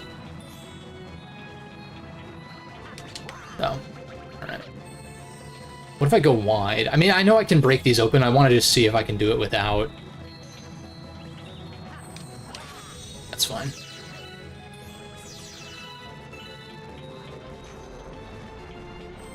What the? I was like, what was I caught on? What? Okay, I guess I need the closer one.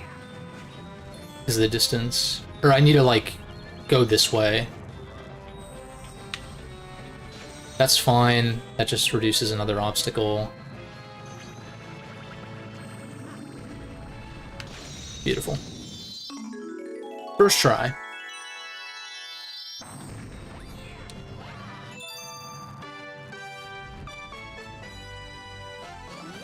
Yeah, I am glad that this won't be a super, super long playthrough.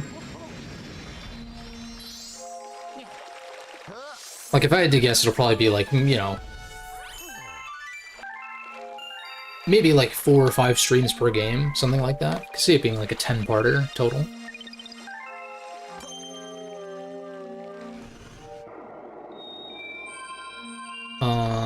Yeah, we've got more Battle Rock Galaxy to do. And I say, let's just do it. And then keep an eye out for comets. But maybe, again, depending on how long the remaining stars take, maybe we don't do the kitchen until... Because I think the kitchen's the next one, right? Maybe we don't do the kitchen until next time, maybe.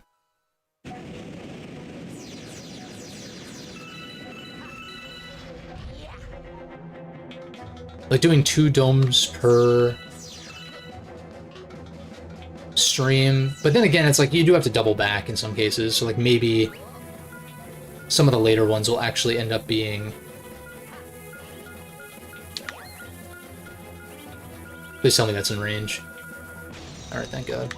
Oh wait, where's the trash cleanup thing? Because there's the optional star that's here. That one can be stressful. Oh, it's the Hungry Luma. Yeah, okay, so maybe 30 star bits. So I'm pretty sure you need to break open those cages to get enough, but maybe not. Like, maybe if I get this star here and destroy the chain chomps, I think it'll be enough. And we can do that.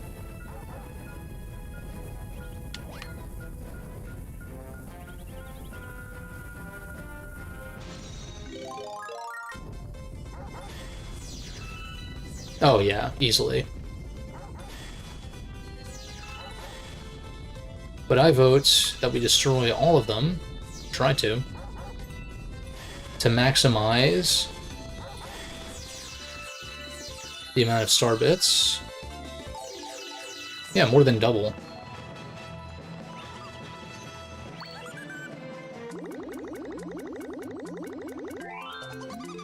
So we do this, and I'm pretty sure this is the trash cleaning one. I don't seem to remember it being as difficult the last time I did it, because it's actually pretty generous. The thing is, like, the coins on the ground are where you want to throw the bombs. Like, those little yellow dots, if you throw a bomb on each of those, it should destroy all the trash. It should. But it has to be pretty close, but...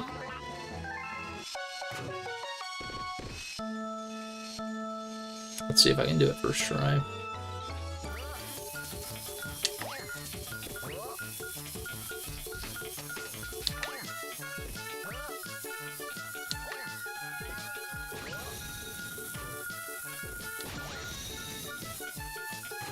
Yeah, like, that should blow up both of those too.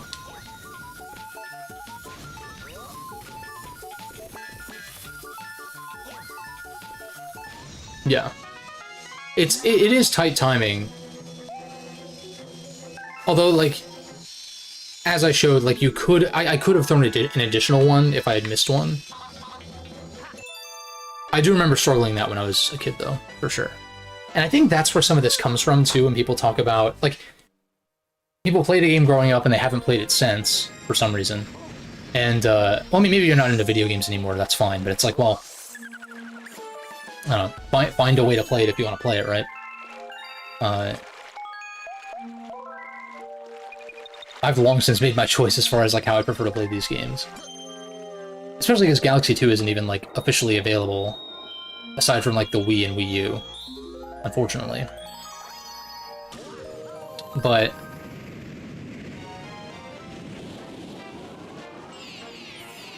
yeah, point being, it's similar, too, to, like... how people complain, like, people complain about certain levels, or not complain, but it's just more like, they sort of reminisce and kind of, like, reminisce together in, like, oh, that level was so hard, or whatever. And, like, yeah, it was. Like Security Hall comes to mind in Sonic Adventure 2. And, like, yeah, I've played Sonic Adventure 2 to death over, like, growing up, and, like, even in my adulthood as well. Going back and getting all the emblems and shit like that. And it's like, I just don't... struggle with Security Hall like that. Like, it's just really not that... Like, 5 minutes is plenty of time, I feel like. But I understand, like, as a kid, yes, it was anxiety-inducing. Yes, that was a point that even I... That sounds... Makes me sound like an asshole. But, like, that is a level that, like, I did struggle with back then. But it's like, you go back and play it, it's like, it's not going to be as bad as you remembered it being.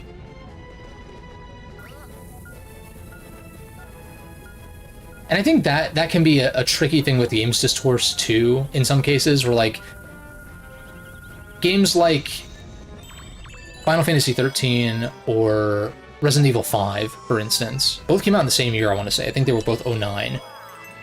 I didn't play either of them at the time, because I was a Nintendo kid, but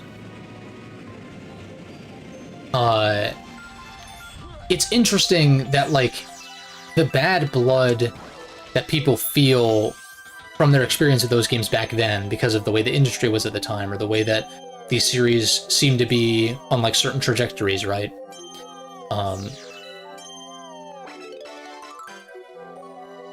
It's like the fact that people vehemently, like, hate these games, that I at least found some enjoyment in, like, both in RE5 and FF13, which I'm planning to do a video on to discuss it in more detail, but that's not to say there aren't criticisms that are still warranted, maybe, that were relevant back then too, but it's like the vehement hatred towards, like, RE5 in particular. I just don't really get it, unless you, like, actually haven't played the game since 2009, which I think in a lot of cases, like, that tends to be how it is.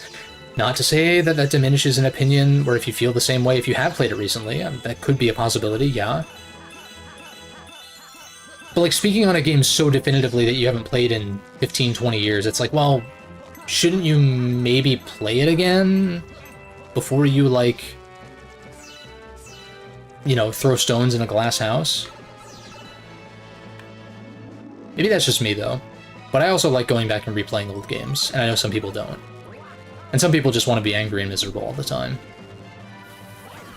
So, I don't know. It really is, like, it really is just about how these opinions are conveyed rather than the opinions themselves, in a lot of cases. When it comes to... Oh, right trigger, whoops. When it comes to video games in particular, like, it's just not that serious, though. Like, I like taking it seriously because I like analyzing games, you know, in certain ways. Like, I enjoy doing that. For the good, the bad, and the ugly, right? That was a really terrible shot on my part.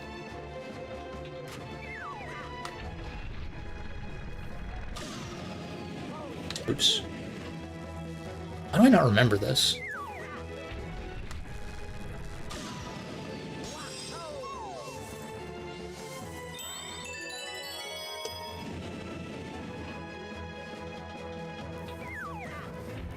But I guess it helps that a lot of non-Nintendo games I wasn't playing at the time. So it's like, you know, I know Nintendo's catalog from really, like, the very early days, like, even, like, the NES. As far as first-party stuff, I feel like I'm pretty familiar with their catalog from then. Certainly, like, up to the Switch generation. And there's, like, a lot of Switch games that I did play, but there's also some that I haven't, I guess. More so than previous gens. Then again, I would argue that it was, like, it was easier to be able to play all the first-party output in previous gens, to be fair. Because there were just, like, fewer other games coming out. But what was my point?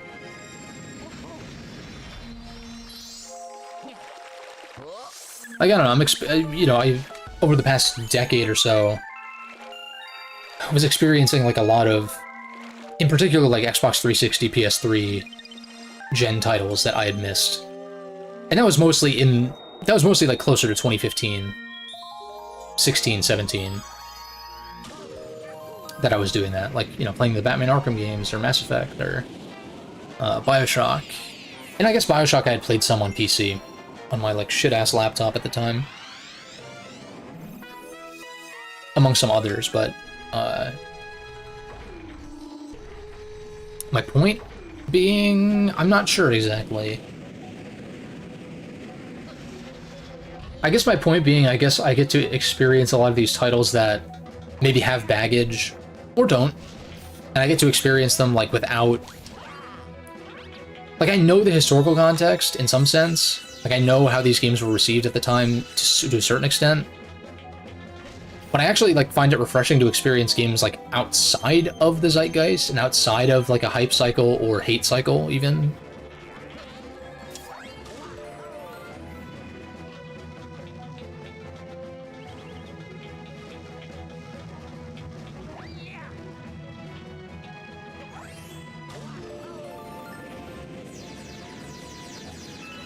And, you know, there's plenty of even Nintendo games that I've gone back to that, like, I don't feel, like, as passionately about as I did back in the day.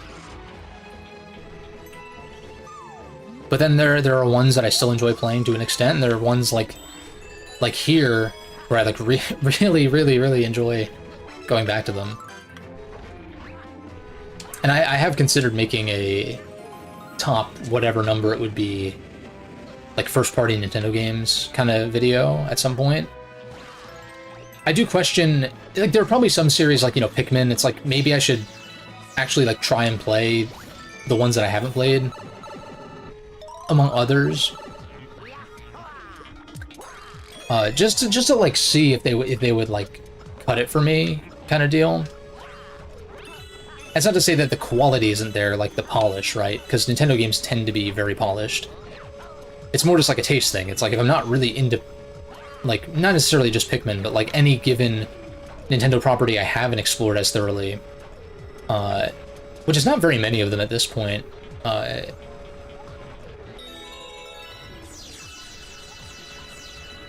was I saying? It's like it'd be worth it to, like, at least give it a shot and just, like, see, like, maybe I'm wrong. You know, maybe I'm wrong about how I will feel taste-wise about said games, right? Whoops. What? Okay, I guess this is, like, a little... Can you even, like, short hop? Yeah, you can. Okay.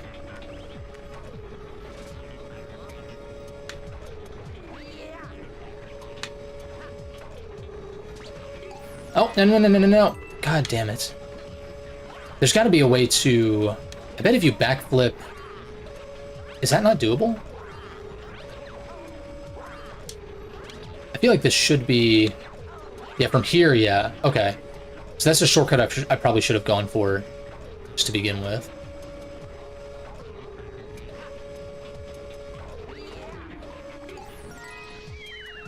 But I guess kind of similar to what I was saying earlier, it's like... Even in a series as consistent as, like, Mario, for instance... It's not hard for me to, like, whittle down a list of the ones that, like, really mean something to me, like the ones that really speak to me, the ones that I consistently enjoy coming back to, compared to ones that, like, while they are good games or great games or whatever you want to call them, they're, you know, maybe not quite to the same echelon kind of thing. But it's rare for me to feel that way about, like, an entire series. I think that's, like, fair enough, I guess, but, like, I do find that perspective to be, like, a little strange just because I don't relate, I guess. You know, the sentiment that it's like, oh, every Mario game's a masterpiece. It's like, well, I don't think there's necessarily very many, if maybe any, like, truly bad, like, mainline Mario titles. But at the same time, I'm like, well, oh, like, all of them a masterpiece. I'm like, I don't know. What's the distinction then, right? Like, there aren't ones that you prefer more than others, right? Like, I've always found that perspective to be hard to relate to. I guess I shouldn't say that it's strange or odd, but it's not how I tend to view things, I guess. I actually like being, like, I actually like... Sorry, I'm over-focused, but, I like being able to say, like, yeah, I'm more of a Galaxy guy than I am a 64 or Sunshine guy or something, right? Like, it's... it gives a little bit of flavor to like when you identify what your favorite games are, right?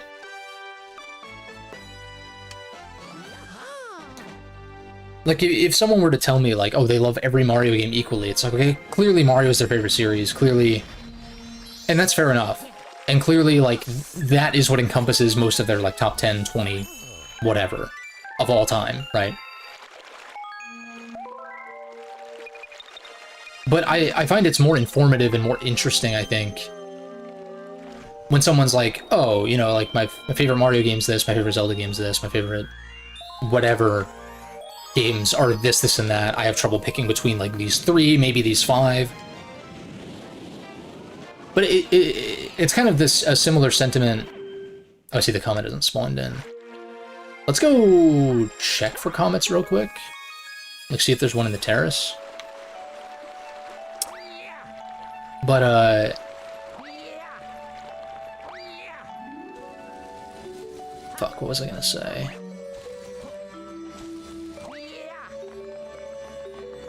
Alright, no comments. So we'll go ahead and do the Bowser level then. See if any comments spawn in after the fact. What was I saying, though?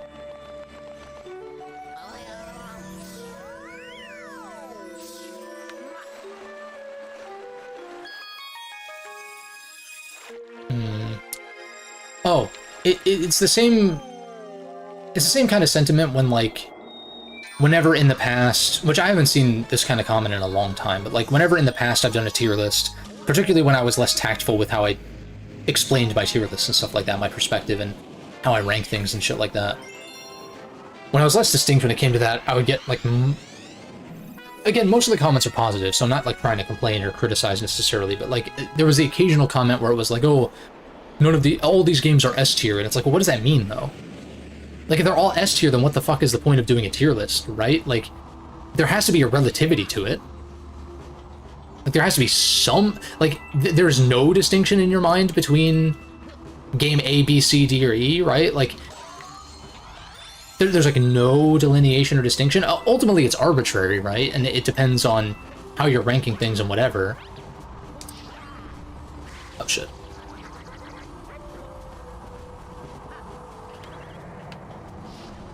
Yeah, like, ultimately it is arbitrary in the sense that, like, it's established by the person doing the list. And so it's understandable when people, like, don't necessarily, agree, with, like, how one might approach tier lists. That's why I think it's important to be clear with, like, what and how you are ranking things if you're going to do a tier list.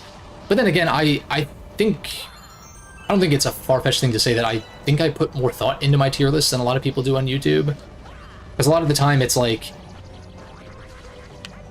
And they're entitled to make tier lists how they want, but I feel like tier lists tend to be seen as, like, bottom-of-the-barrel kind of content, but, like, I actually, like, try to put a lot of thought and, like, care into, how I do these tier lists, and I try to be as detailed as possible. Without, you know, going too long.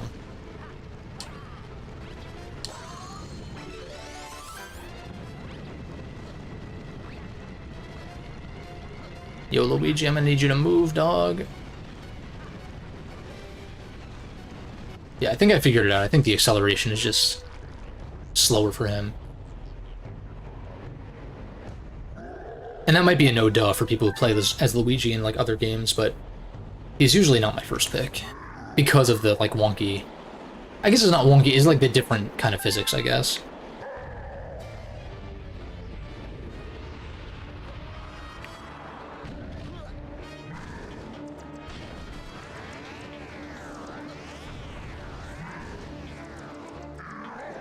Oh, right, I need to bait him into the...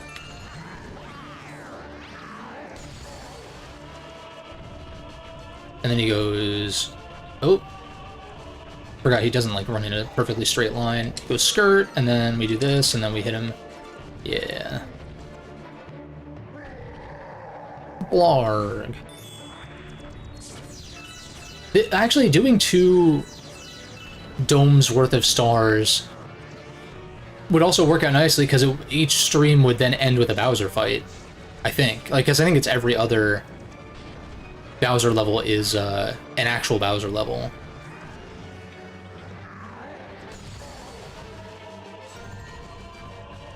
Shit. Try to intercept him here. And go and then catch him on the rebound. Bum bum bum bum bum. How fucking epic is this though? Shit's sick, dude.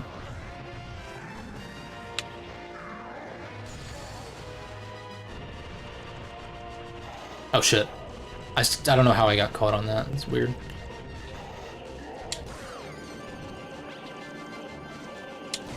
And then another hit.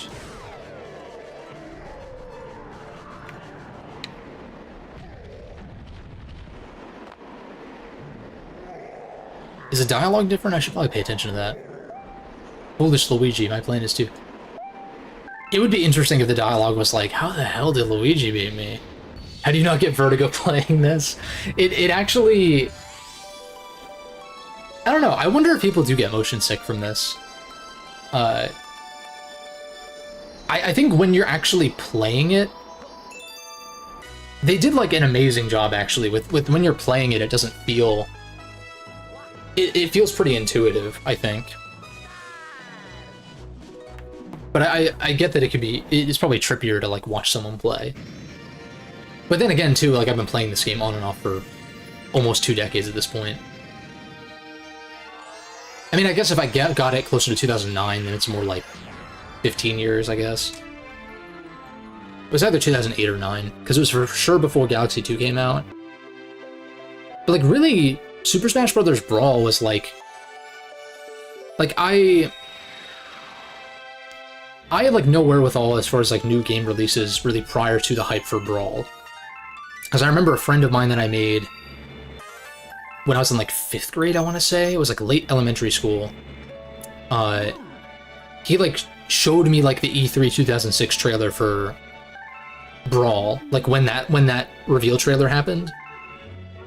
And I remember that was when I started getting really excited about like, oh, like games can be like upcoming. You can be excited for upcoming games, and like there's press cycles and like you know, all these kinds of things. Not advertising, but like, you know what I mean? Like actually following and going to sites like IGN and going on GameFAQs, seeing what people were posting about upcoming games and shit like that. It was like around that time. I was like 10. I was like 10 in 2006, right?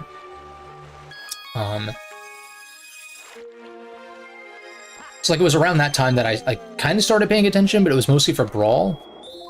But then it was really when Brawl came out and they had the Masterpiece mode, which I talked about in like one of my earliest videos, like the Zero Mission video, I think.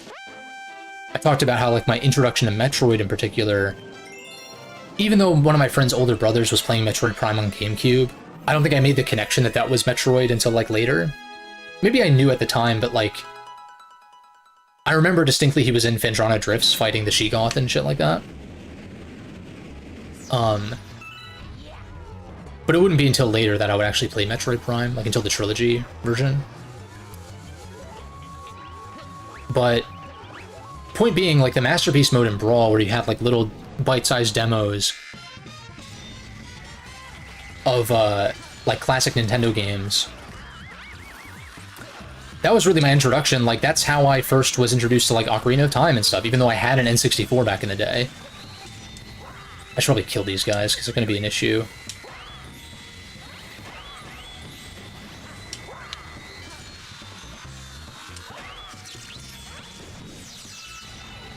Because then these guys show up. We killed them too.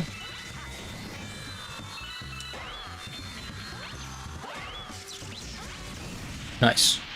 One of the easier Daredevil bosses, I would say. How embarrassing would it be if you died at the electric gate after that, though? Surprised Nintendo hasn't attempted to re-release this or the sequel. So this was included in the limited release 3D All-Stars back in 2020... Was it 2020 or 2021? For some reason I feel like it was 21, but maybe it was 2020. But yeah, they did Mario 3D All-Stars, which was Mario 64, Sunshine, and Galaxy 1.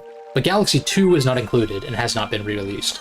And also that was a limited release, so technically you can't buy it new anymore either.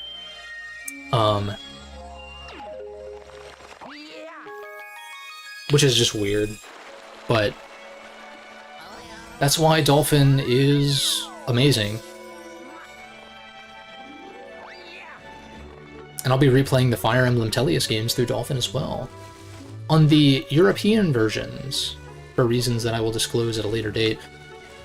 Or I guess I can just say that, like, the only true widescreen patch for Path of Radiance is on the European version. There's, like, no code for the US version for some reason. So I'm playing on the PAL version this time. Which means I had to re-tweak. I had to also, like... I had edited Radiant Dawn via a randomizer to remove some of the stupid changes in hard mode, like disabling enemy ranges and shit. It's like it's just a tedium thing. Like, can I just play the game normally but harder? Like, I don't want no enemy ranges or no weapon triangle. Like, no, give me that stuff, but just like with harder enemy formations and stats and shit. Oh, I'm sure, yeah, I'm sure there are secondhand copies sold online. But I'm also sure that they're probably going for more than they should be, if I had to guess. Yeah, so see here, we have 27 stars already. So, like, I can just go to Bowser immediately, if I want to. And I'm actually open to going a little bit further, because we're only 2.5 hours in. I mean, this would be a good stopping place. Alright, we did 2 domes completely. I'm trying to remember, what does it take to, like, re-randomize the comets? Or, like, how does this guy work again? I think it costs star bits, so I don't even know that I want to bother. Hey ho! What'd you call me? If you need to know anything about prankster comments, I'm going to move that prankster comment. We'll have a deal for you 20 star bits, and I'll fling it to somewhere else. But if there isn't one, though, I guess I could afford to just spend the 20, but I feel like the only comets remaining are probably the purple ones later on. Oh my god, like so like if you're running in circles here, wait. So you're running in circles, and then I try to run straight. Or no, he did it before where like he ran in an additional circle before I. This is like weird. The physics in this game do take some getting used to, for sure. But I think it's intended to be played a little slower.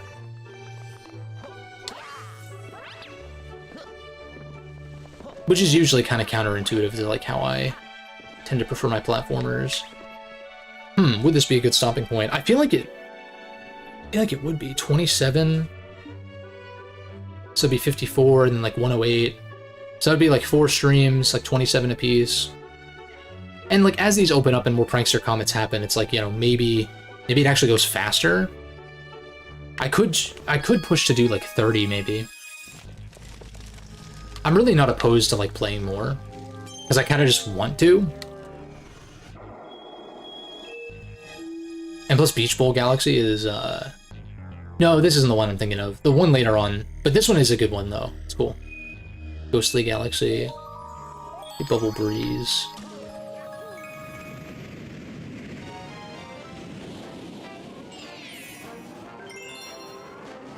Through the Poison Swamp. Ah, yes. I do remember this one.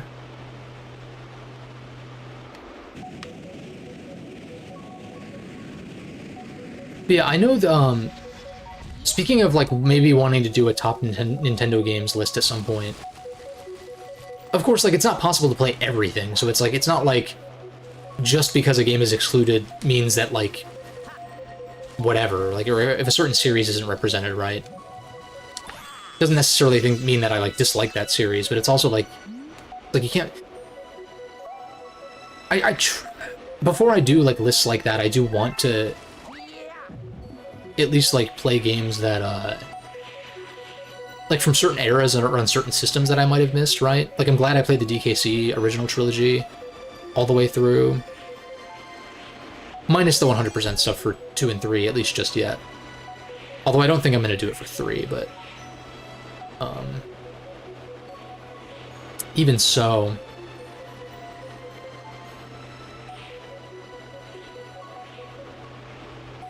What was I thinking here? Oh shit, I'm ass. Goodbye. I think there are formats... I've like seen some formats that people have done. I don't know what website it is exactly, but it's like you... It's like a grid, you know, not like the 3x3s. I know people do like anime 3x3s and game 3x3s and shit. I wouldn't necessarily do that, I don't think. But there are other like sort of grid-based ones that aren't like a tier list format. Where you kind of just like select it and then like you select an image for it or something, or you search for an image for it. Kind of similar to the 3x3 creators and all of that. But I feel like I'd want to limit it. Like, I don't know if I want to do all-time games necessarily. I feel like I'd want to limit it to, like, you know, pre a certain year, or, like, you know, Nintendo first party in particular, or something like that. Or, like, I don't know, though, because, like, I've done a Mario tier list. I would consider doing a Zelda tier list. I don't know how much I want to be lambasted, though, because I just don't really like the open world Zeldas.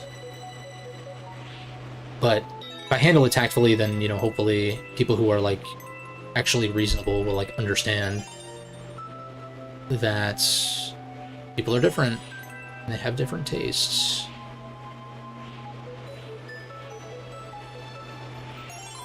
Okay.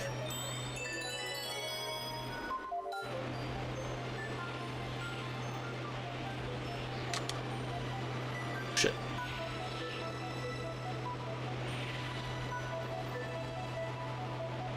But what is it? Push the bubble, but how do you break out of it, though? Maybe it just okay, it just automatically happens when you touch the star. I gotcha. But yeah.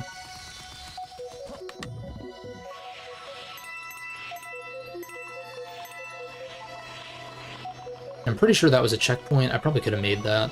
Oh well.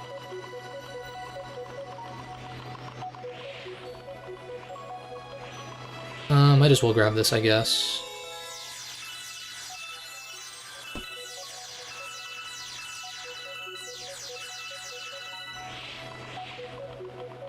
Okay. Coins. Which, like... Yeah, I'm pretty sure you get an extra life when you get 100, but... Coins are more so like a health resource here.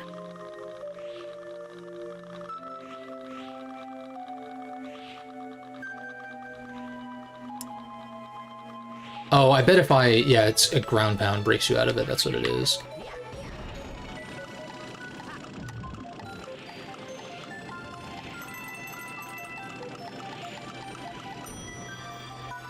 Like, imagine if the physics were different here.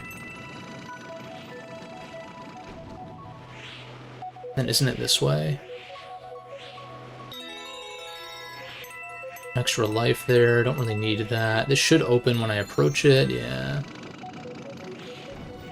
Interesting there weren't more, like, switches to hits to open this. Beautiful.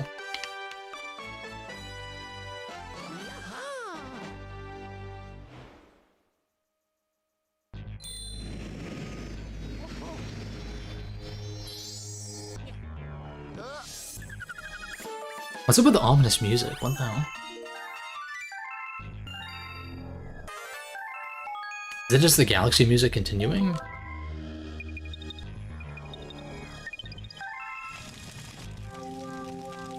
I don't think I ever noticed how ominous. Maybe that's like before you defeat Bowser, or like once you unlock it, maybe? I don't know, I've never paid attention to that detail.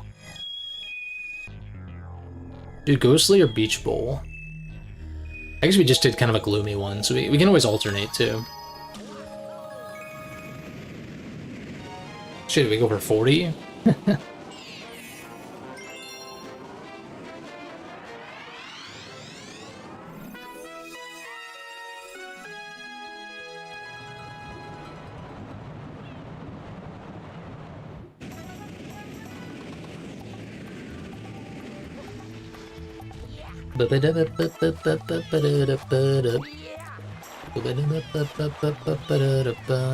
Is this the...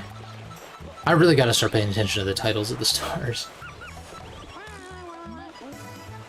Right, okay, yeah.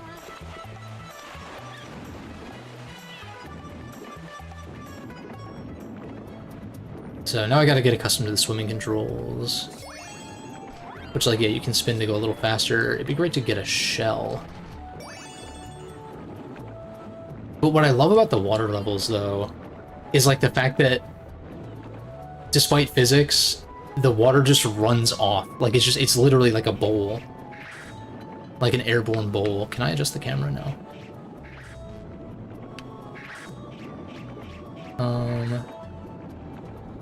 I feel like there is a shell somewhere. I just need to get used to the swimming controls because I'm not quite there. Okay, there's one.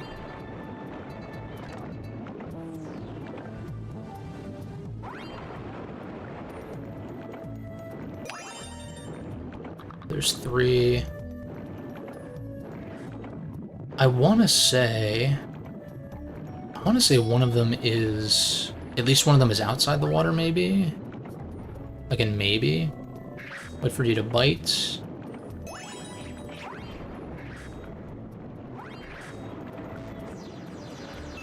Oh, I know what I was saying. It's just, I don't know, thinking about... Like, because I really enjoyed playing, and, you know, replaying, in certain cases, the DKC games recently, it was like, I was hypothesizing, like, how could I make a video on them? You know, in the ways that I tend to do, that makes sense. Like, I don't think a tier list makes sense, because there's only 5 DKC games. Right, so it's like, I don't think 5 is quite enough to do a tier list.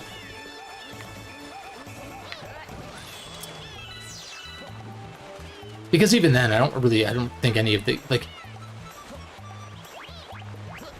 I guess I could make it a 3 tier, because, like, there are certain DKC games that I don't like as much as others, and then there's, like, definitely 1 or 2 that, I hold in higher regard than the others. So I could do that. I could also, I had thought about doing this a few years ago when I, like, replayed Tropical Freeze for the first time in a while, of, like, just doing a video on that. Like, and I guess I could. Oh, that's not what I want to do.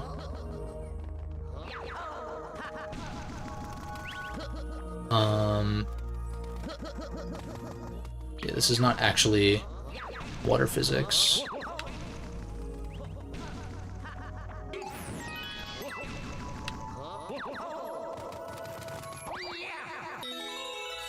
Nice. Hey, Gustavo, good to see you. It has been a while. Glad you were able to stop by. How's it hanging? I'm glad I didn't stop streaming.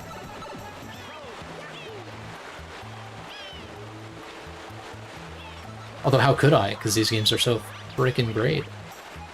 Let's see. I'm trying to remember where this last star shard is. Maybe it is in the water.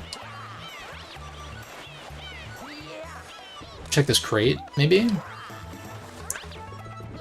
But yeah, when it comes to, like the DKC games, it's like a tier list doesn't make sense. A standalone video on them could work, but I didn't really capture footage when I was playing through most of them, and it'd be nice to... I guess I could go back and capture footage, but I tend to like the footage, if I can help it, to be from my actual playthrough that I'm talking about, rather than being recorded after the fact, I guess. Not that it makes much of a difference with the platformer, I can just, like... whatever, but... the other option is to eventually stream Tropical Freeze hard mode, which I'd considered.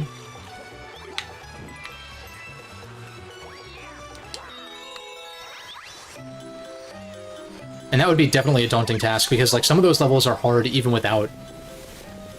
even with checkpoints and multiple hits that you can take. But being on one hit with no checkpoints, like... I don't know. But then again, also, like, you also could have permanent access to, like, Dixie's hair twirl, or, like, Cranky's bounce. Because you can play as them standalone, which I think is cool. Been on vacation on and off. Nice! Hope it was enjoyable, relaxing. Hold up, I'll read your other message in a sec.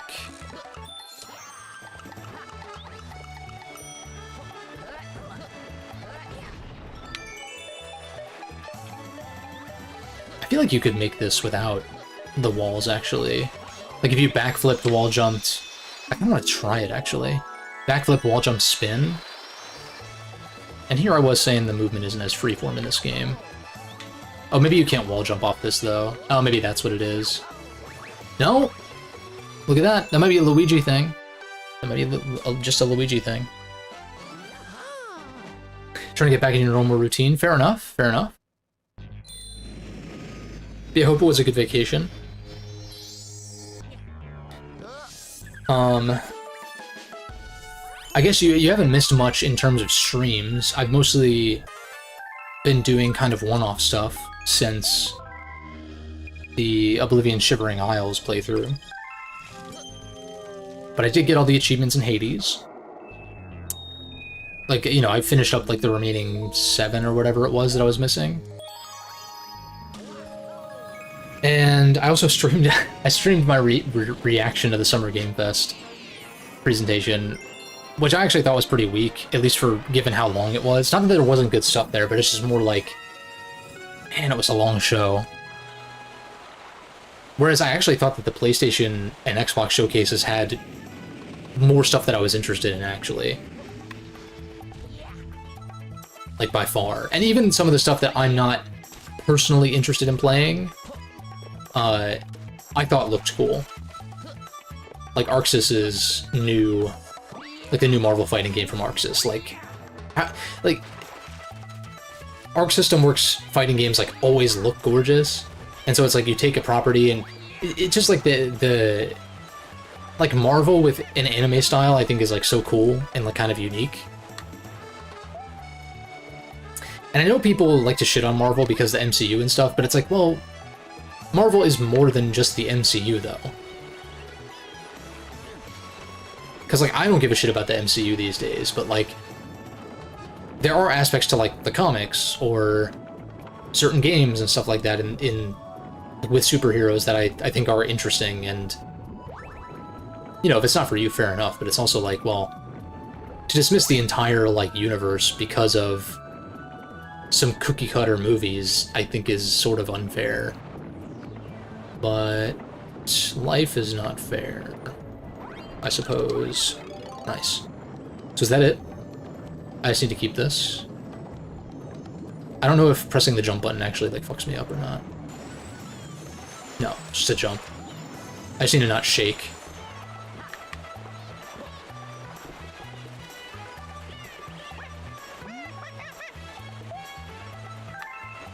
That's a quick one.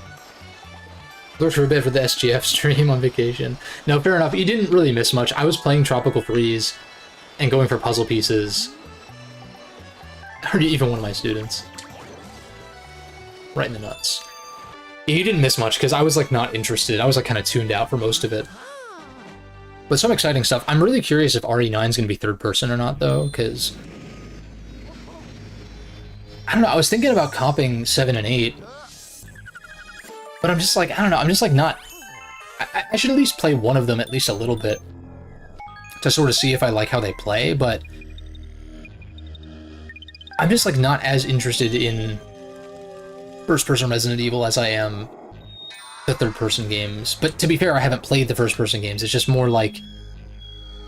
It's more so like my affinity towards third-person shooters over first-person shooters in a lot of cases, though. Oh, you saw Thunderbolts and thought it was pretty damn good. Yeah, people in general seem to enjoy that one. And I think it helps to, like, I don't know what the stakes are like there, but, like, I would assume the stakes are lower because it's sort of like secondary types of heroes as opposed to, like, the big galactic threats. I think that's part of the problem. It's like after Thanos and the Infinity Saga, as it was told in the MCU at least, it's like, where do you go from here, right? It's like you have to escalate, but I think myself and a lot of people find that like smaller personal stories tend to be more preferable, I guess, is a way to put it. Shit. Let's figure out these swimming controls fast. Oh, and then I think there's another star, sort of akin to that Mario 64 one, in this pipe, I want to say. I think it's this pipe? Maybe this one just takes me... No, why would it take me to the surface when it's so easy to get to the surface? Yeah, I'm pretty sure this is... Oh, this is one of the green stars, yeah. Because this game has, like, what, 3 green stars? Because they each unlock a, Oh, shit. They each unlock one of the... What's it called? It was smaller for the most part. Yeah, I think that's probably to its benefit, I would assume. Oh my god, Luigi, can you move, my guy? Get that coin. Let's try to see if we can, yeah, aggro one of these guys. Perfect. Am I gonna get shocked? I'm trying to, like, jump away if I can. Oh, the camera changed. Bum, bum, bum, bum. But yeah, Gustavo, I don't know if you would have caught when, in like some of the Hades streams, I think I was talking about DKC, and like the fact that I went back and I actually played through the original DKC trilogy for the first time, all the way through, that is, and really like fell in love with that style of game. Like this just in, DKC 2 is an amazing game, especially for the Super Nintendo. But like I'm totally on board with that now. I do personally prefer Tropical Freeze, but DKC 2 in particular, and really like all 3 of those games to an extent, are great. I do think 3 is a little weaker though, but it's not to say I didn't enjoy it, I just didn't enjoy it as much, I think. And you'll be happy to hear I at least dabbled with DK64 a little bit. But I kind of, before I play it in full, I kind of want to wait for a decompilation or recompilation to, like, finish. Because I think the decomp is, like, quite a ways into completion. And granted, like, once a decomp is finished, it doesn't mean it's playable necessarily. Like, it does take additional effort to make it an actual playable executable, but when that happens, like when there is a Mario 64 Plus or a Ocarina of Time, like, you know, equivalent, like, PC port for DK64, I'd be down to check it out in more detail. Because I thought it was cool. It was just like the camera was tripping me up, but that's, you know, like a product of the era. Like, I know how finicky the camera can be in 64 games. I grew up with that shit.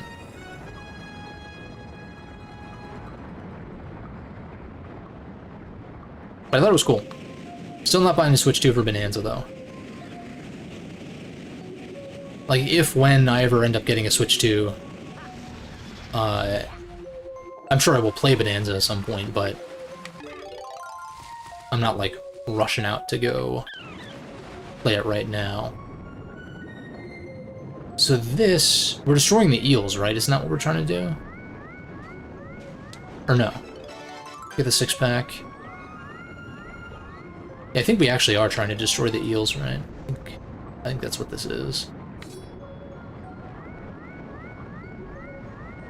I don't know if chasing them down like this is necessarily the right way to do it.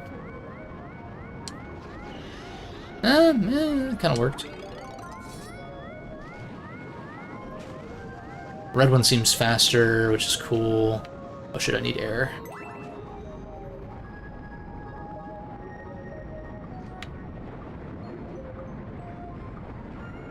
It's pretty fast.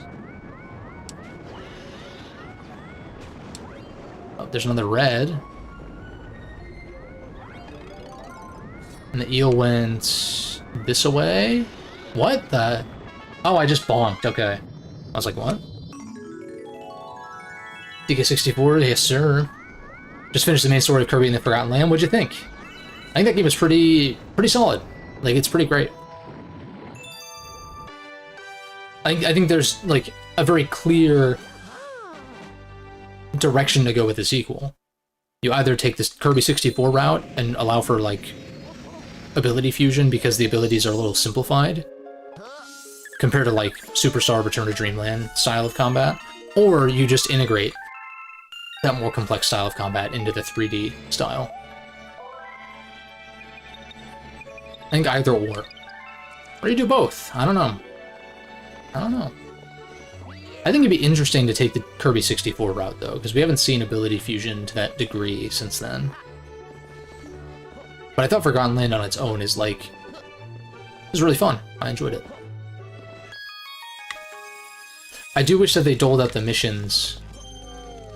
the details on the missions a little more readily. Like, I kind of wish that once you beat a level, it just told you what all the Waddle Dee missions are. In the instance that you missed some, instead of, like, just showing you the next one in particular. Found that a little annoying. Don't expect much from it. Find yourself having a lot of fun at the end. Yeah, I mean, that's the thing, is, like, Kirby games are aimed at, like, a younger audience, so they tend to be on the simpler side. At least until you get into, like, post-game content. You can, you know, get relatively tough, depending. And, like, bonus modes and stuff like that. Meta Nightmare, in certain cases. But, yeah, despite that simplicity and, like, kind of ease of difficulty at times, like, I would agree. Like, I usually... There's very few Kirby games, like, if any, that I genuinely, like, did not enjoy, kind of thing.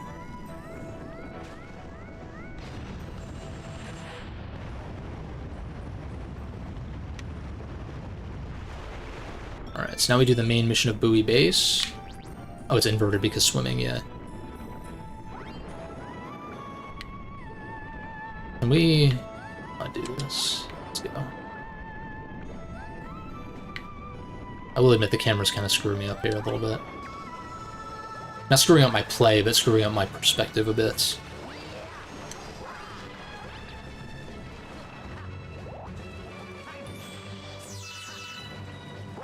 What? Oh, do I have to destroy... is there, like, another one that I have to destroy, maybe? Did I not realize that there's...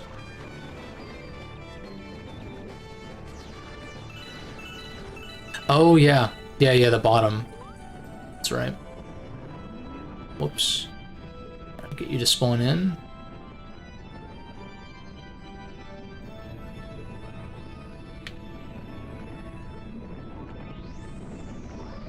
Alright, I hear the bullet bill. I just gotta, like, I think I just, like, pray that it's aggroing me. Yeah, there it is.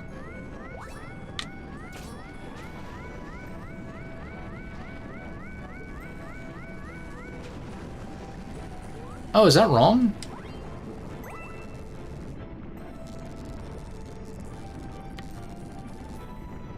Oh, maybe there's just another path. But there... or maybe I didn't land?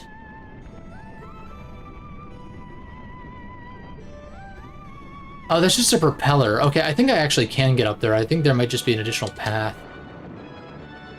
That's my bad, I think. Oh, there's the... okay, yeah, it's... I see. God damn it. No. There we go. Trying to see what happens in post-game. Upgrading the ability was cool. Yeah, yeah, that's fair. That's fair. I did like the variants of them and like getting to upgrade them and stuff like that. I enjoyed that too. And yeah, I guess that is kind of a good point that, like, you know, like, you had, like, the sentry bombs and stuff like that was a little bit different. And, like, just, like, the different variations. It's been a minute, so can't remember, like, all of them or anything, but... is this doable? I almost feel like... yeah, buddy!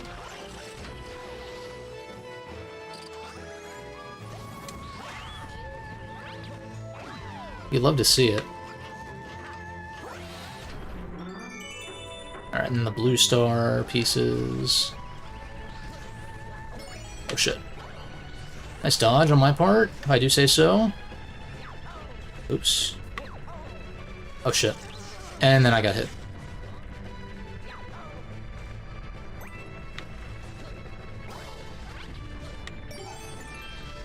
Right, there's one on top of the thwomp.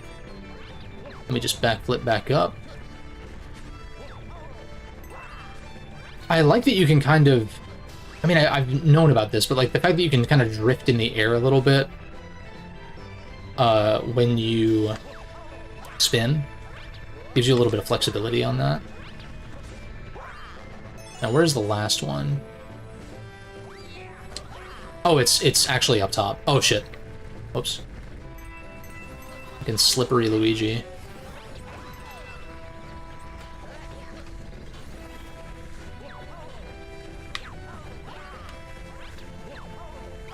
Oh, look at that tech. Look at that movement tech.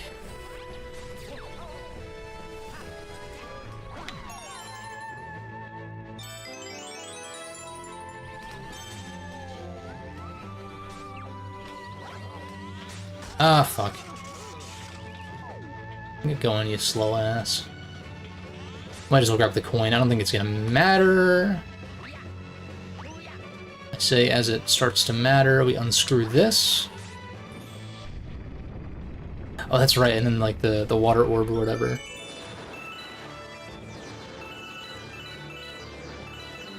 Let's see here. Any notable game announcements from Xbox or PlayStation? Not like a ton on the first party front, but there were a good number of announcements and more so like date confirmations as well. I feel like I added at least a handful of games to my wish list. The most notable is like the Arc System Works Marvel fighting game, I think, on the PlayStation side. And like Resident Evil 9 was at Summer Game Fest. Xbox's one more thing was Call of Duty, which was like, you know, it's Call of Duty, but the thing is, it actually looked kind of interesting, and then they said it was Call of Duty, and then I was like, oh. Let's see, do I have Steam open? I don't think so. What did I add? Yeah, P4 Remake was confirmed, albeit with an underwhelming reveal. It was literally like a maybe 30-second teaser. And it looks very early in development. Like, it doesn't look... It looks very, very, like we're at least a year or two out from that, for sure. Maybe more, but, it's one of those things where, like, so, like, with P3 Reload, they recast the English voice cast, which is fine by me, because I played Fest with an undub mod, so, like, I played with the Japanese voices anyway, so it didn't bother me. The Japanese voice cast returned. So, like, with P4 Remake, I feel like it was pretty safe to assume that the same thing was going to happen. But the thing is, the P4, like, original cast were, like, being vocal about not being a part of the project when the project wasn't even announced. And so, this isn't my... I heard this idea from someone else, but I can see it where it's like, it almost feels like they forced Atlas's hand to, like, announce it, because the voice cast was kind of, like, spoiling the fact that it exists. But it's also like, we kind of knew that it existed already, or, like, you know, it's kind of a given that it would happen. But yeah, it was just kind of like a confirmation that it exists. It's not really like anything super... It wasn't anything super mind-blowing as far as the actual reveal itself. It'll be interesting. I mean, like, I'm sure I'll play it when it comes out, but it's gonna be a ways out for sure. I think because of how underwhelming the announcement is, I'm not, like, super excited about it necessarily either.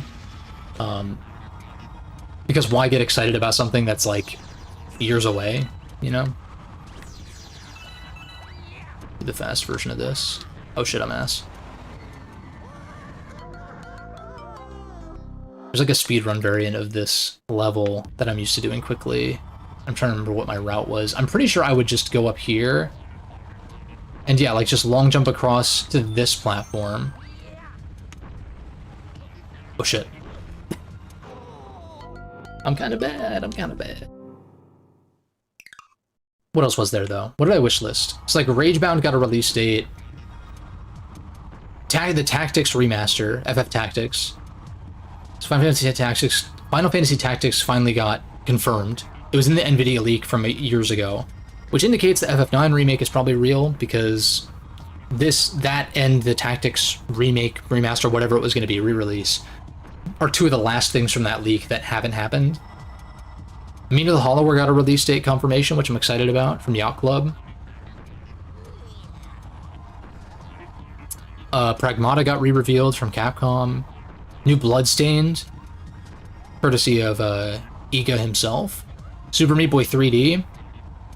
And that's all that I wishlisted. But like Super Meat Boy 3D caught me off guard, and I'm like, yeah, like, fuck yeah, I'm super on board with that. Love Super Meat Boy. It's one of my favorite 2D platformers. And the fact that this 3D one looks like very good. I can't see where the damn... Okay, it's right here, shit. Also, that's not even the right way, so... Well, I guess you can go either way. Never mind. I wonder if this jump is doable. I kind of don't want to risk it, though. And you know what it is? It's not a timed one, but it's... These things move at double speed.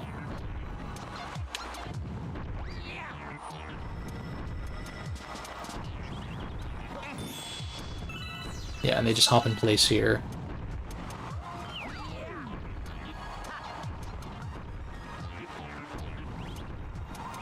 Except the thwomps don't make their little, like, noise.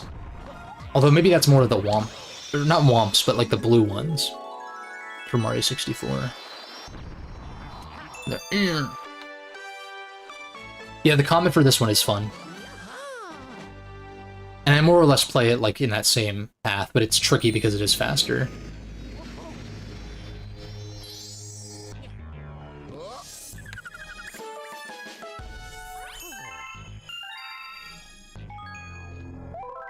I don't know why I'm saving in between every single one, man. I don't get it. Force of habit. Oh, fast foe? Is that is the one that we just did, right? I think this is the comment for it. Fast foe indicating like the enemies move at double speed.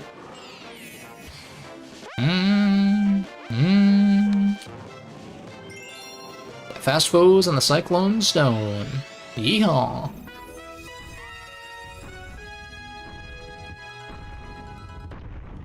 Umba umba umba. Umba umba umba. Double time. Beep up boop up up a beep up boop up up a beep up boop up up a beep up boop up up a beep up boop up beep up. Oh shit. Saved. Maybe undeservedly so. Alright, it's on the other side.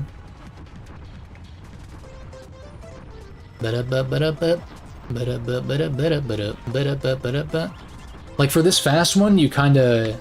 It might be beneficial to actually like hide underneath them. I guess I could have done it there, I just was... Yeah, we'll do it here. The thing is, the edges of them I think can actually kill you. So you do still have to be careful though. Nice! Clean.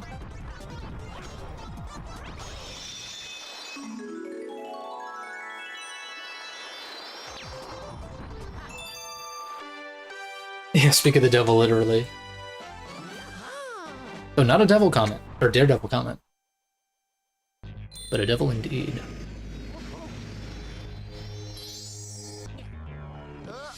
I'm pretty sure this ominous music is because I unlocked the Bowser Galaxy, but didn't go to it yet. Like, I haven't beaten it yet. Like, I'm fairly certain that's what that is. Oh, and there's a hidden star. Let's see if I can figure out what this one is. Thankfully, I think it shows you which star to pick. AKA, like, which level configuration to pick, yeah. Secret Undersea Cavern. Maybe, is it getting to the top of the island? Because it's for sure not going there. I think it has something to do with these trees.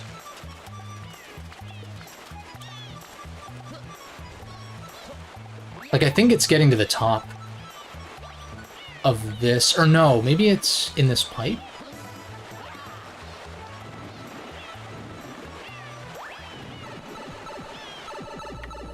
No, this is just more star bits, which I already did.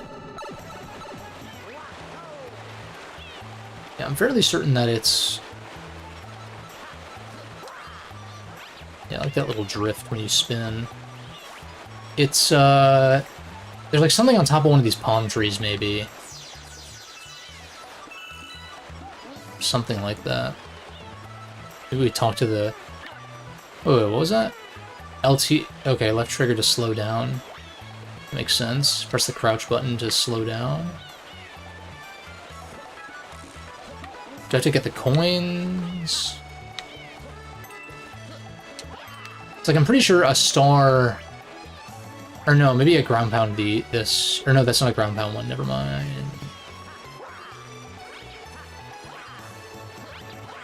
It has to do with this, planet that's, like, out there.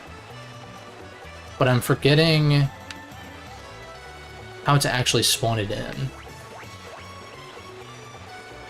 Maybe if I talk to the penguin guy. Let's talk to the older penguin, because he's kind of looking out there.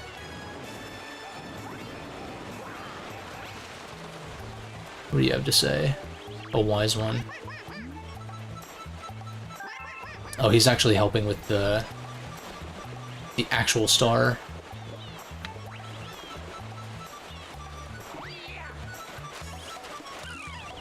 No swim class today. I don't think it's this tree. Let me... Oh, I was gonna say let's take a look around, but Luigi's slippery ass slid off the, damn tree.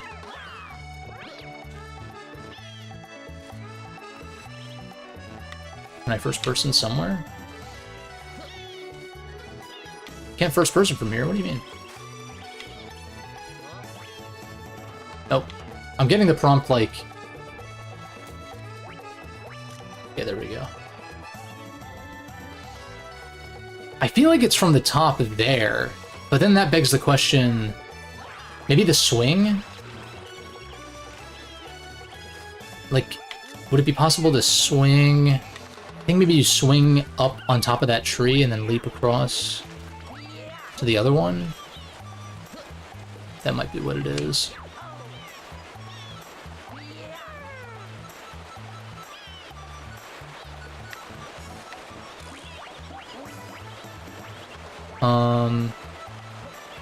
Or I might be able to just climb this. Oh, never mind. It's slippery.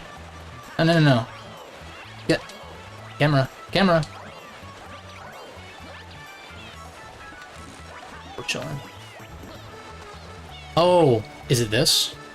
Is it the chest? That might be what it is.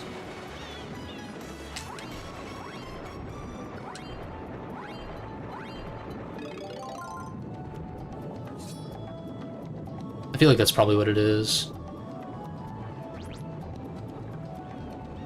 But don't leap off the side, Luigi. You're too young. No, no, no. Let's turn the camera. Thank you.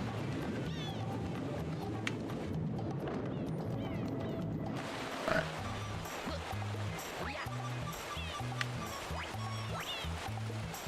Now, see, I never said the camera in this game was great. It's fine. I prefer for a camera, but yeah. We got it. And then we get our first use of the ice flower here. Do I need the catacwack? I guess I do. It's probably too high. Stop sliding! Oh my god. Yeah, I definitely need the catacwack.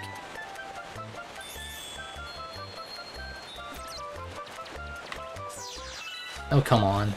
Don't be shy.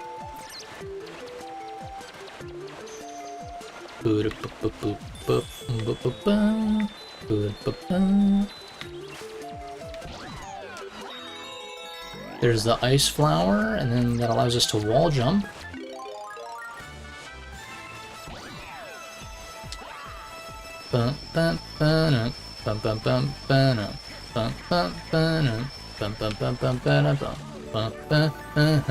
I'm gonna stop. It's fucking annoying. Sorry.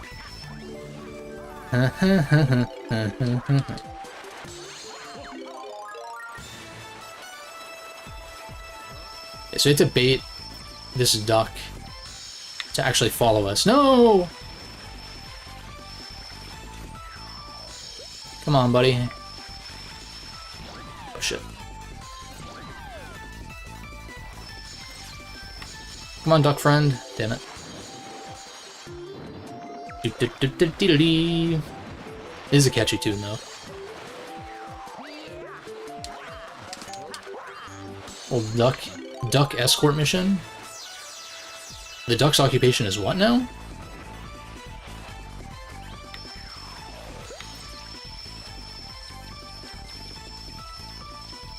Here we go. Oh, fuck. No, no, no, Duckman! Get up! Get up, duck boy! Hit me. Yes. Da-da-da-dum.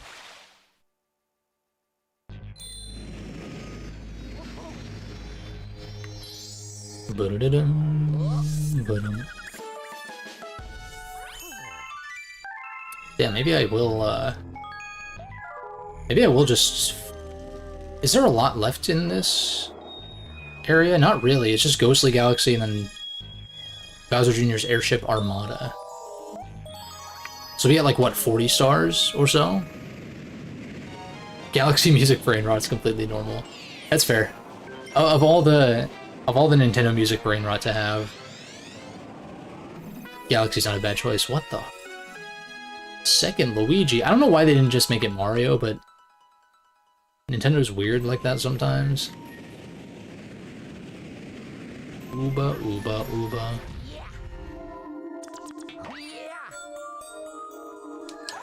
When I was a kid, I would get a kick out of like just long jumping almost indefinitely around those mushroom ships.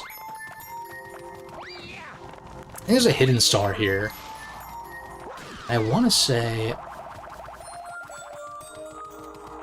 I don't remember... It might not be this level, though. So maybe I should just press on and then just wait and see if a question mark appears. Not the chain chomp. I bet there's a way to get around it.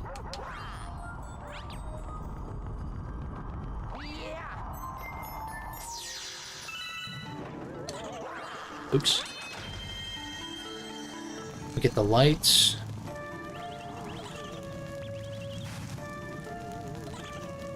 Are you gonna... Yeah, thank you. Wait, no, there's another one that has a key. Yeah, there's the key one. Let's do this. Orbiting indefinitely, yeah. That was like, for some reason, that was so entertaining to me. I mean, it's still kind of fun, just because playing with the physics in this game is fun. But yeah, I'd like to see how long I could make it last, like the long jump orbit. I think there is a hidden star in this level, but we can just do it after. Oh, shit. We can just wait for that one to come back.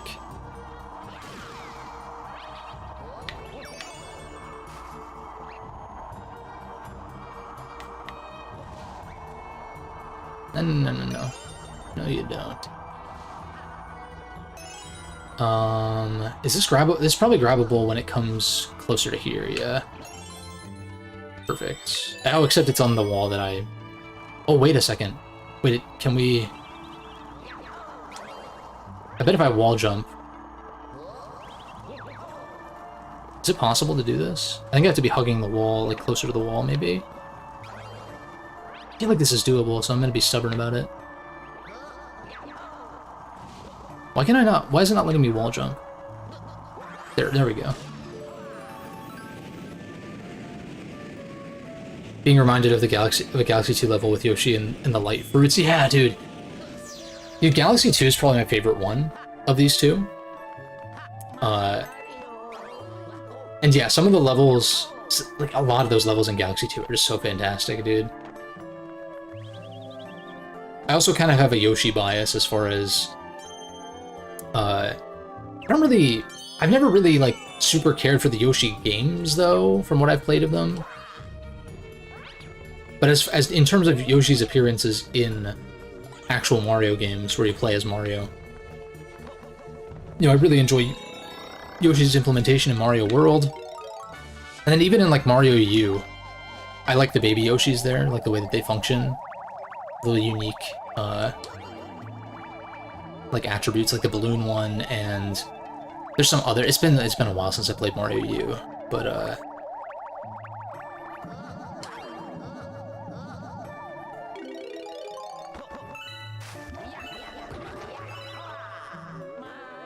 there's like a harder variant of this, isn't there? Are you me? Well, I guess there's enough people in the universe for one person. What the hell? I want to see the double Luigi Power Star animation.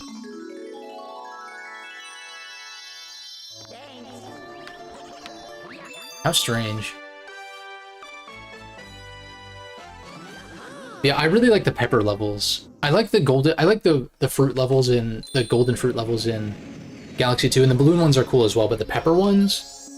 That's the shit. I wish there were more of them, honestly. Like the pepper one, the waterfall one, where you're like going up the walls and shit. So sick. Look. It's so cursed.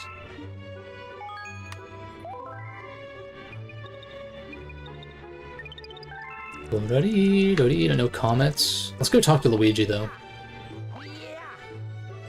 And also, I'm misremembering. You have to get, like, all 3 green stars, and then that opens up those extra 3 galaxies.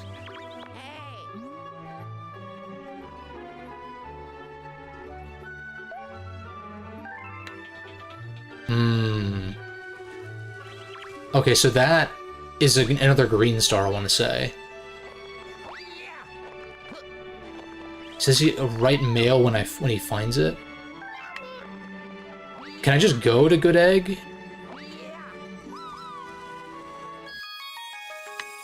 I just want to see, though. As someone who moved away from their hometown, totally understand Luigi. Seeing doppelgangers of people that you knew.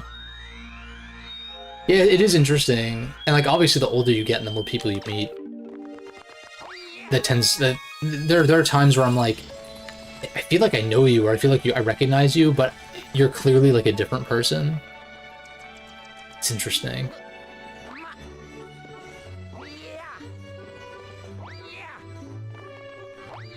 I also really liked, especially when you unlock the upper floors, like jumping from way, way up there and trying to see how far I could get this to auto, like, pull you kind of thing. Especially once you unlock the flying and you fly super, super high and then fall, and then it just, like, picks you up and goes, like, all the way to the top.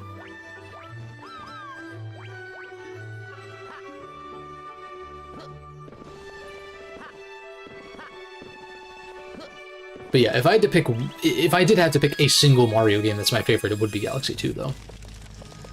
But it is like a close second.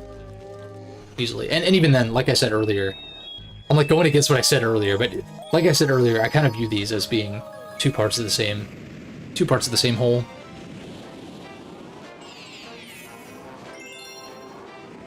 A very spooky sprint. Oh, that's right. This one's a little traumatizing. There's some tech that you can do, though, to like skip certain sections, I think. And this might be the one with the hidden star, maybe. Maybe not. No, maybe not. Maybe I'm just thinking that you do warp from here. No, I don't know. Because isn't there one where...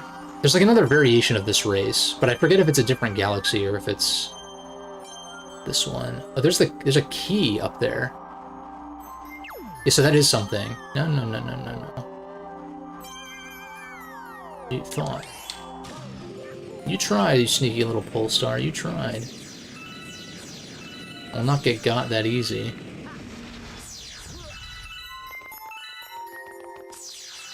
Or maybe you have... Maybe...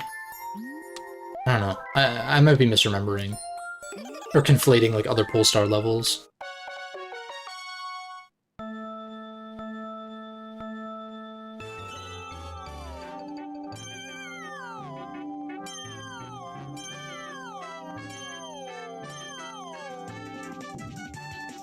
Oh shit. No, you don't.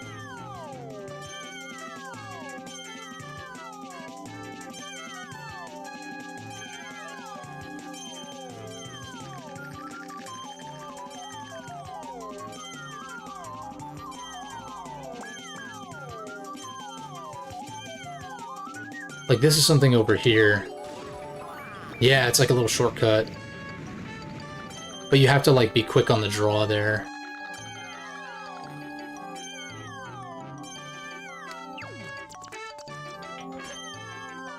And you have to be careful to not, like, die here. So, like, it's usually better to move a little more carefully, I think.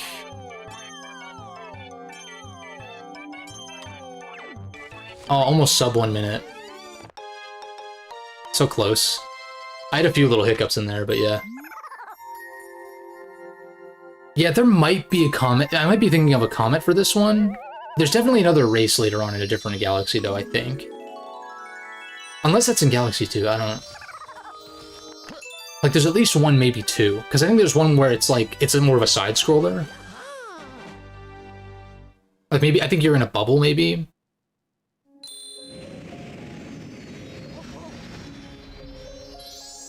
But either way, it's good to see the sum of my memory and you know, skill to an extent at this game is carried over from my replay from a few years ago.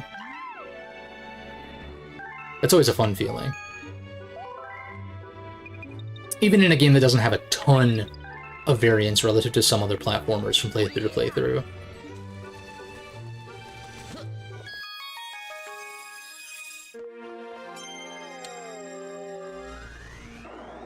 So we go to Good Egg, and then we just leap on top of the building.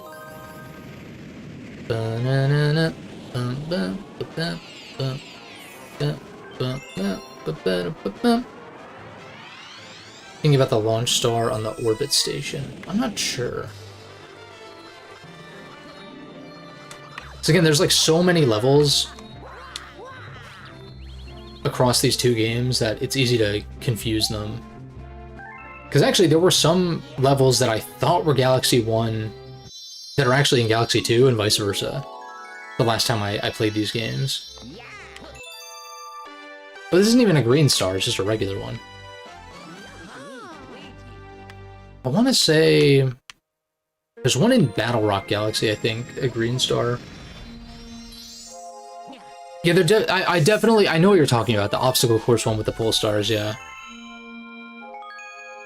There's definitely one, and I think there might be a level where you're racing a Boo at the same time, but again, I could be, like, conflating two different levels.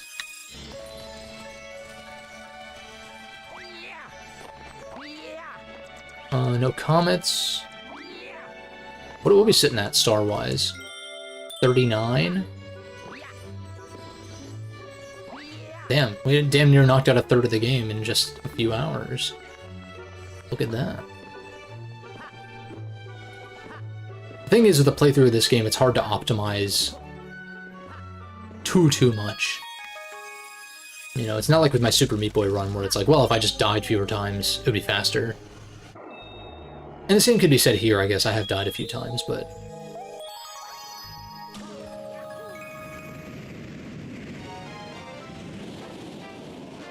Also,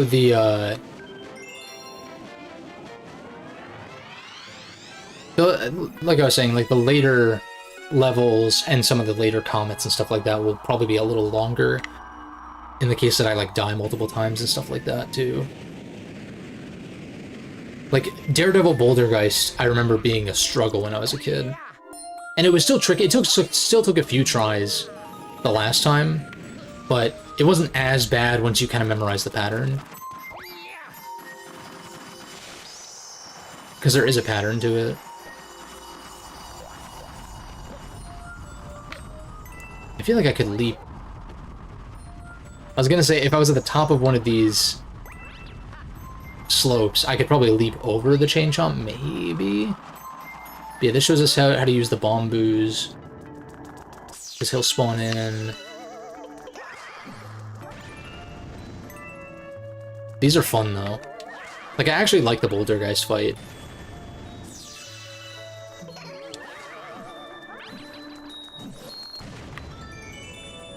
Lit.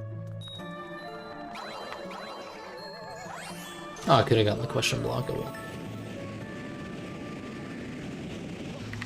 And I think the Daredevil one, you don't have to, like, go through this whole gauntlet first. I think it just spawns you at the boss, too.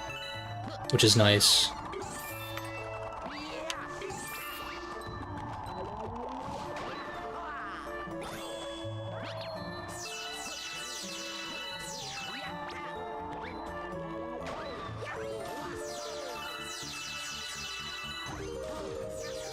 Give me those star bits. Let me get a blue star here.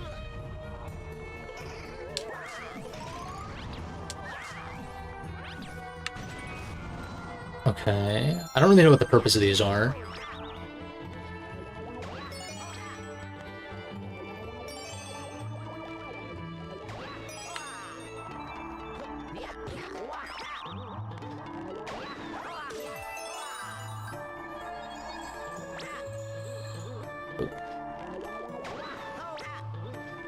Wait, can I just... Is this gonna reach? Nice. Oh, but I have to be up there anyway. Oh, but can I just... I feel like that almost worked. I kinda wanna try that again.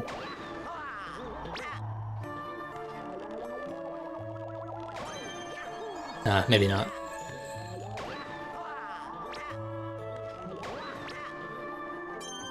We can't just do this, though. What the hell? No, no, no, no, no. No, you don't. Yeah, the pole stars and stuff like that in the obstacle course. I think it is like a pole star. I feel like there's one in one of these games where you're in a bubble and you use the like little fan, like the cursor to like blow the bubble around. But I think that's a separate level from the pole star one that you're talking about. But I know what you mean. I know which level you're thinking of, I think. Bouldergeist. Here we go. Very, like, kind of Zelda vibes, honestly, with this. Especially, like, the music.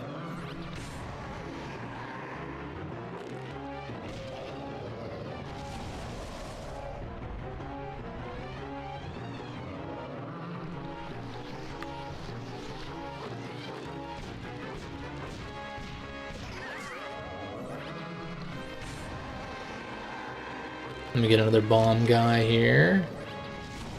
No, you screwed it up. I tried to pull left as much as possible. I'm trying to fast cycle this shit. Not bad. That would have been a loss on the Daredevil.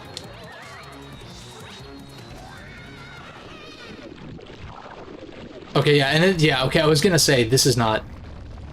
Most of the other bosses to this point are just like a single phase. Or maybe not a single phase, but it's like, you know, 3 hits, they're done. But this one's got a second phase. Like a full-on second phase. And the key with this is obviously to just keep moving. And also, like, the key to doing this fast, obviously, is not to hit the hands. And that's tricky, because then there are additional obstacles.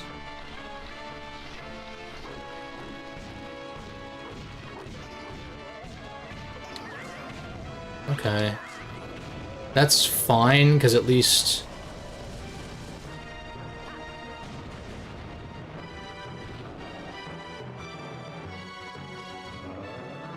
I mean, I guess it'll take an additional hit. On S. Nice. It is very Zelda vibes.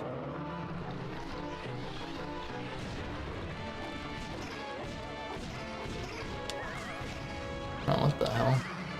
That's convenient for me. Because now this phase is, like, super easy.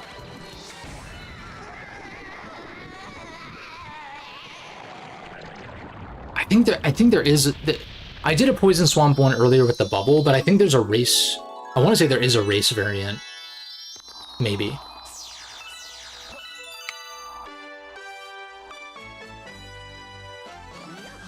But yeah, there's one over the swamp that's a little earlier on where you're like blowing the bubble around with the fan and like collecting the different star pieces to like create a warp star. Or is it a sling star they call them in these games? Where's the Kirby crossover? What's going on? How is there no Kirby planet in these? Now I think about it. Daredevil?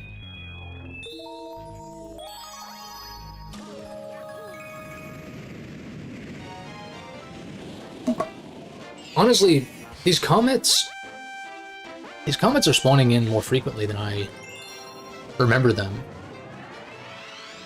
But maybe I think when I was a kid, I might have just not gone for them immediately, though, because they were too hard for me in a lot of cases. Especially like this one is, or can be, tough. But what, I took like 2, maybe 3 hits last time, so we just optimize a bit. Yeah, like Planet Pop, like where's Planet Popstar? Where's Zebus, you know? For Metroid, right? Would have been interesting to take that approach. I'm kind of in a tight spot there. That was weird. Did I like interrupt his cycle or something? I think I did.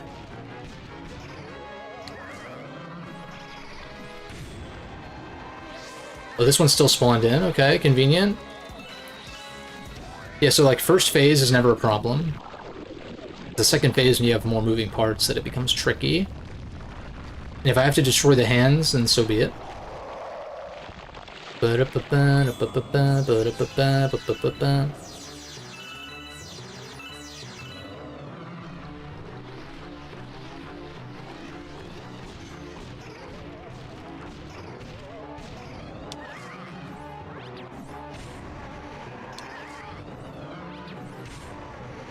Okay. Just gotta stay calm.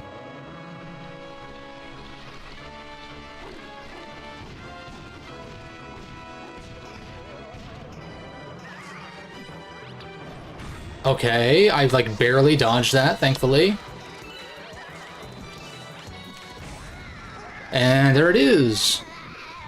Yeah, Corneria would have been cool. Yeah, Star Fox crossover. I mean, you could have done all sorts of stuff. If you wanted to really break the Zelda lore nerds' brains, you could have put Planet Hyrule or some shit, which would be funny. Just for Nintendo to give like an extra big middle finger to people who try to look for cohesion in those games. I understand it can be fun, but it's like it's very clear that Nintendo doesn't give a shit about that. Barring like, I would say barring connections between like certain pairs or trilogies of games, but even then, Tears of the Kingdom kind of like throws out a lot of lore stuff from Breath of the Wild, but there's also like time shenanigans going on there, so it's like Zelda getting sent back might have like fucked with things and like changed aspects of like the timeline or something. Like there's all sorts of funky there is a hidden star, okay. There's all sorts of funky things that you could take away and theorize about with that. Oh, right, so like I could get the star, but I'm just gonna go this way. You know, more F-Zero lore. Yeah, I don't even know, like, planet-wise how that works. Exactly. Considering how gravity is, like, altered and shit from level to level, like, you would... I mean, I don't know, is it separate planets, or is it just, like, Is it technology, I guess, that's allowing these tracks to, like, exist in the way that they do?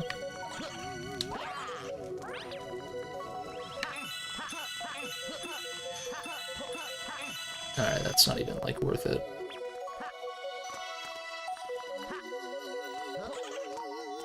Beep, boop, beep, boop, boop, beep, boop, boop, beep.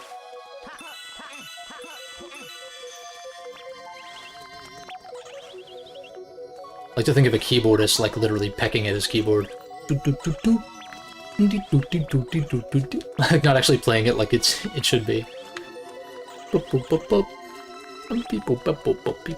I'm dog shit.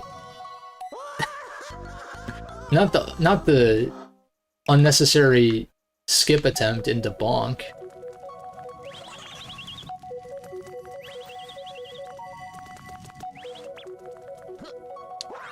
Also, wait a second. I don't need your damn key. I don't need your damn lemons.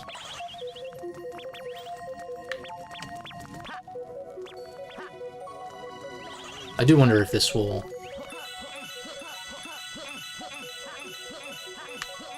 Okay, it does explode into a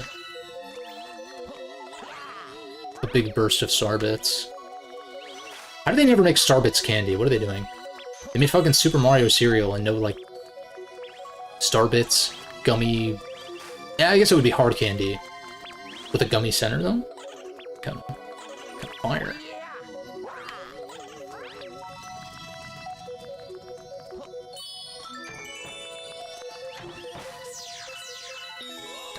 I know this can be...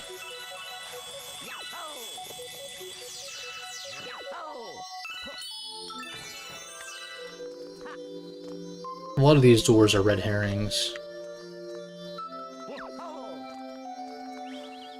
But yeah, I do like the twists that they did with these levels in Galaxy 2, where, you know, the Yoshi, like, glow fruit or whatever, it's not an auto-scroller, because, like, you can actually... You control where the platforms show up, based on, like, where you are with Yoshi. Compared to here, where, like, you are just kind of having to wait for the auto-scroller to play out. Where do I invest for this cereal? Yeah, like, whether it's a cereal or whether it's a candy or something, I'm like, I don't know, that could have been the wave, though.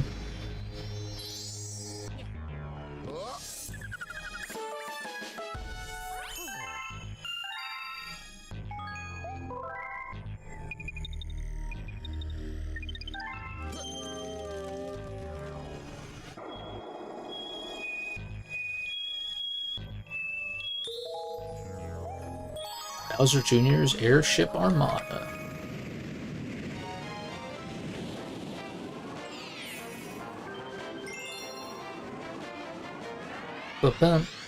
Oh, this is... You actually fight Bowser Jr. in this one. Right. Like, he's in his little mini airship. Man, I just, like... If it was up to me, I would just, like, keep playing this. I would just stop at some point, but it's like...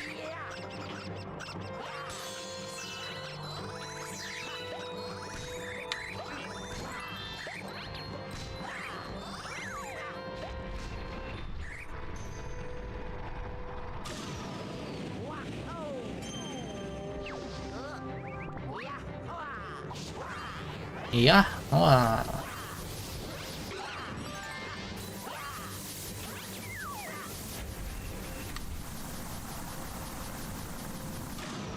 Oh shit. I saved it. I don't think... Oh, that's it. I don't think I'm gonna need the extra health here.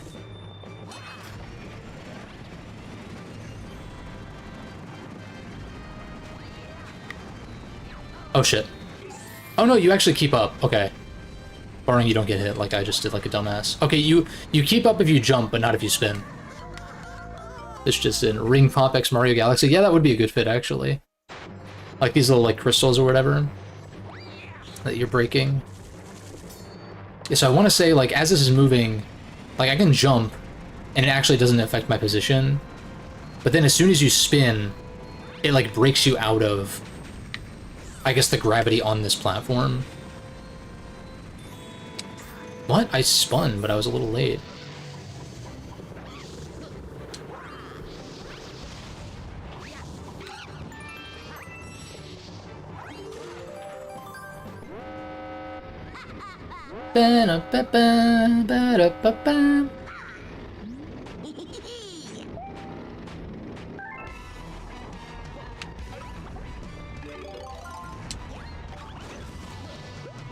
Wow. Oh, okay, I see what happened. Do a little short hop there.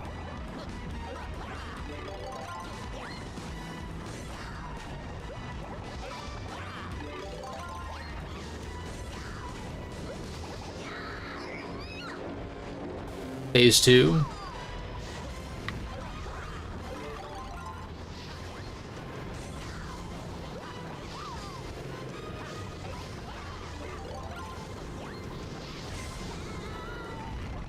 Nice. The Looney Tunes. Or Team Rocket, like, blasting off again. Grand Star number, I guess, is 4, right? Because you get one at the beginning. Bum, bum, bum, bum, bum, bum. Da-da-da-da. I feel like that is... The thing is, if I keep playing, I'm going to want to do another full, like, dome. And I figure... Like I said, there's going to be a lot more backtracking when it comes to, like, comets spawning in and stuff like that. Especially once I hit 70. We face Bowser for the first time.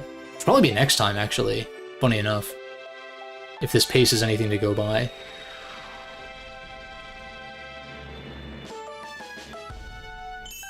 This might just be a 3-parter, in fact. Which is fine. I mean, that's only 2 weeks of streams, though, but...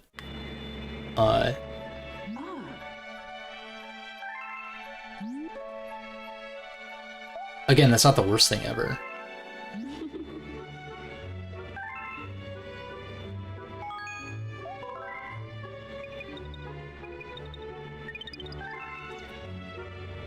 Yeah, so, like, no comets are spawned in. Can I look and see if there's, like, extra...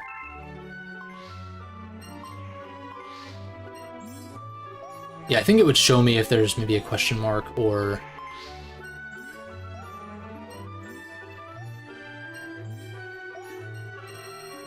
What the fuck is going on? List? Oh, yeah. Drip drop. Best race time. So close to sub 1 minute. I don't care enough to redo it, though.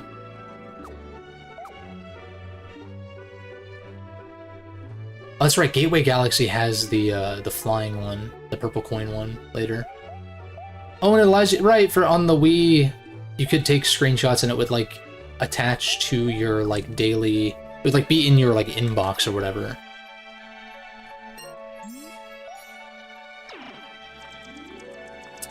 So next time, we take Luigi to the bedroom. But not in the way y'all are thinking, you fucking perverts. No, I'm kidding. But, yeah, no, bedroom area next time, I would say. And kind of press on from there. I would imagine... Yeah, because, like, I'm pretty sure I could just unlock Bowser again. Yeah, 33.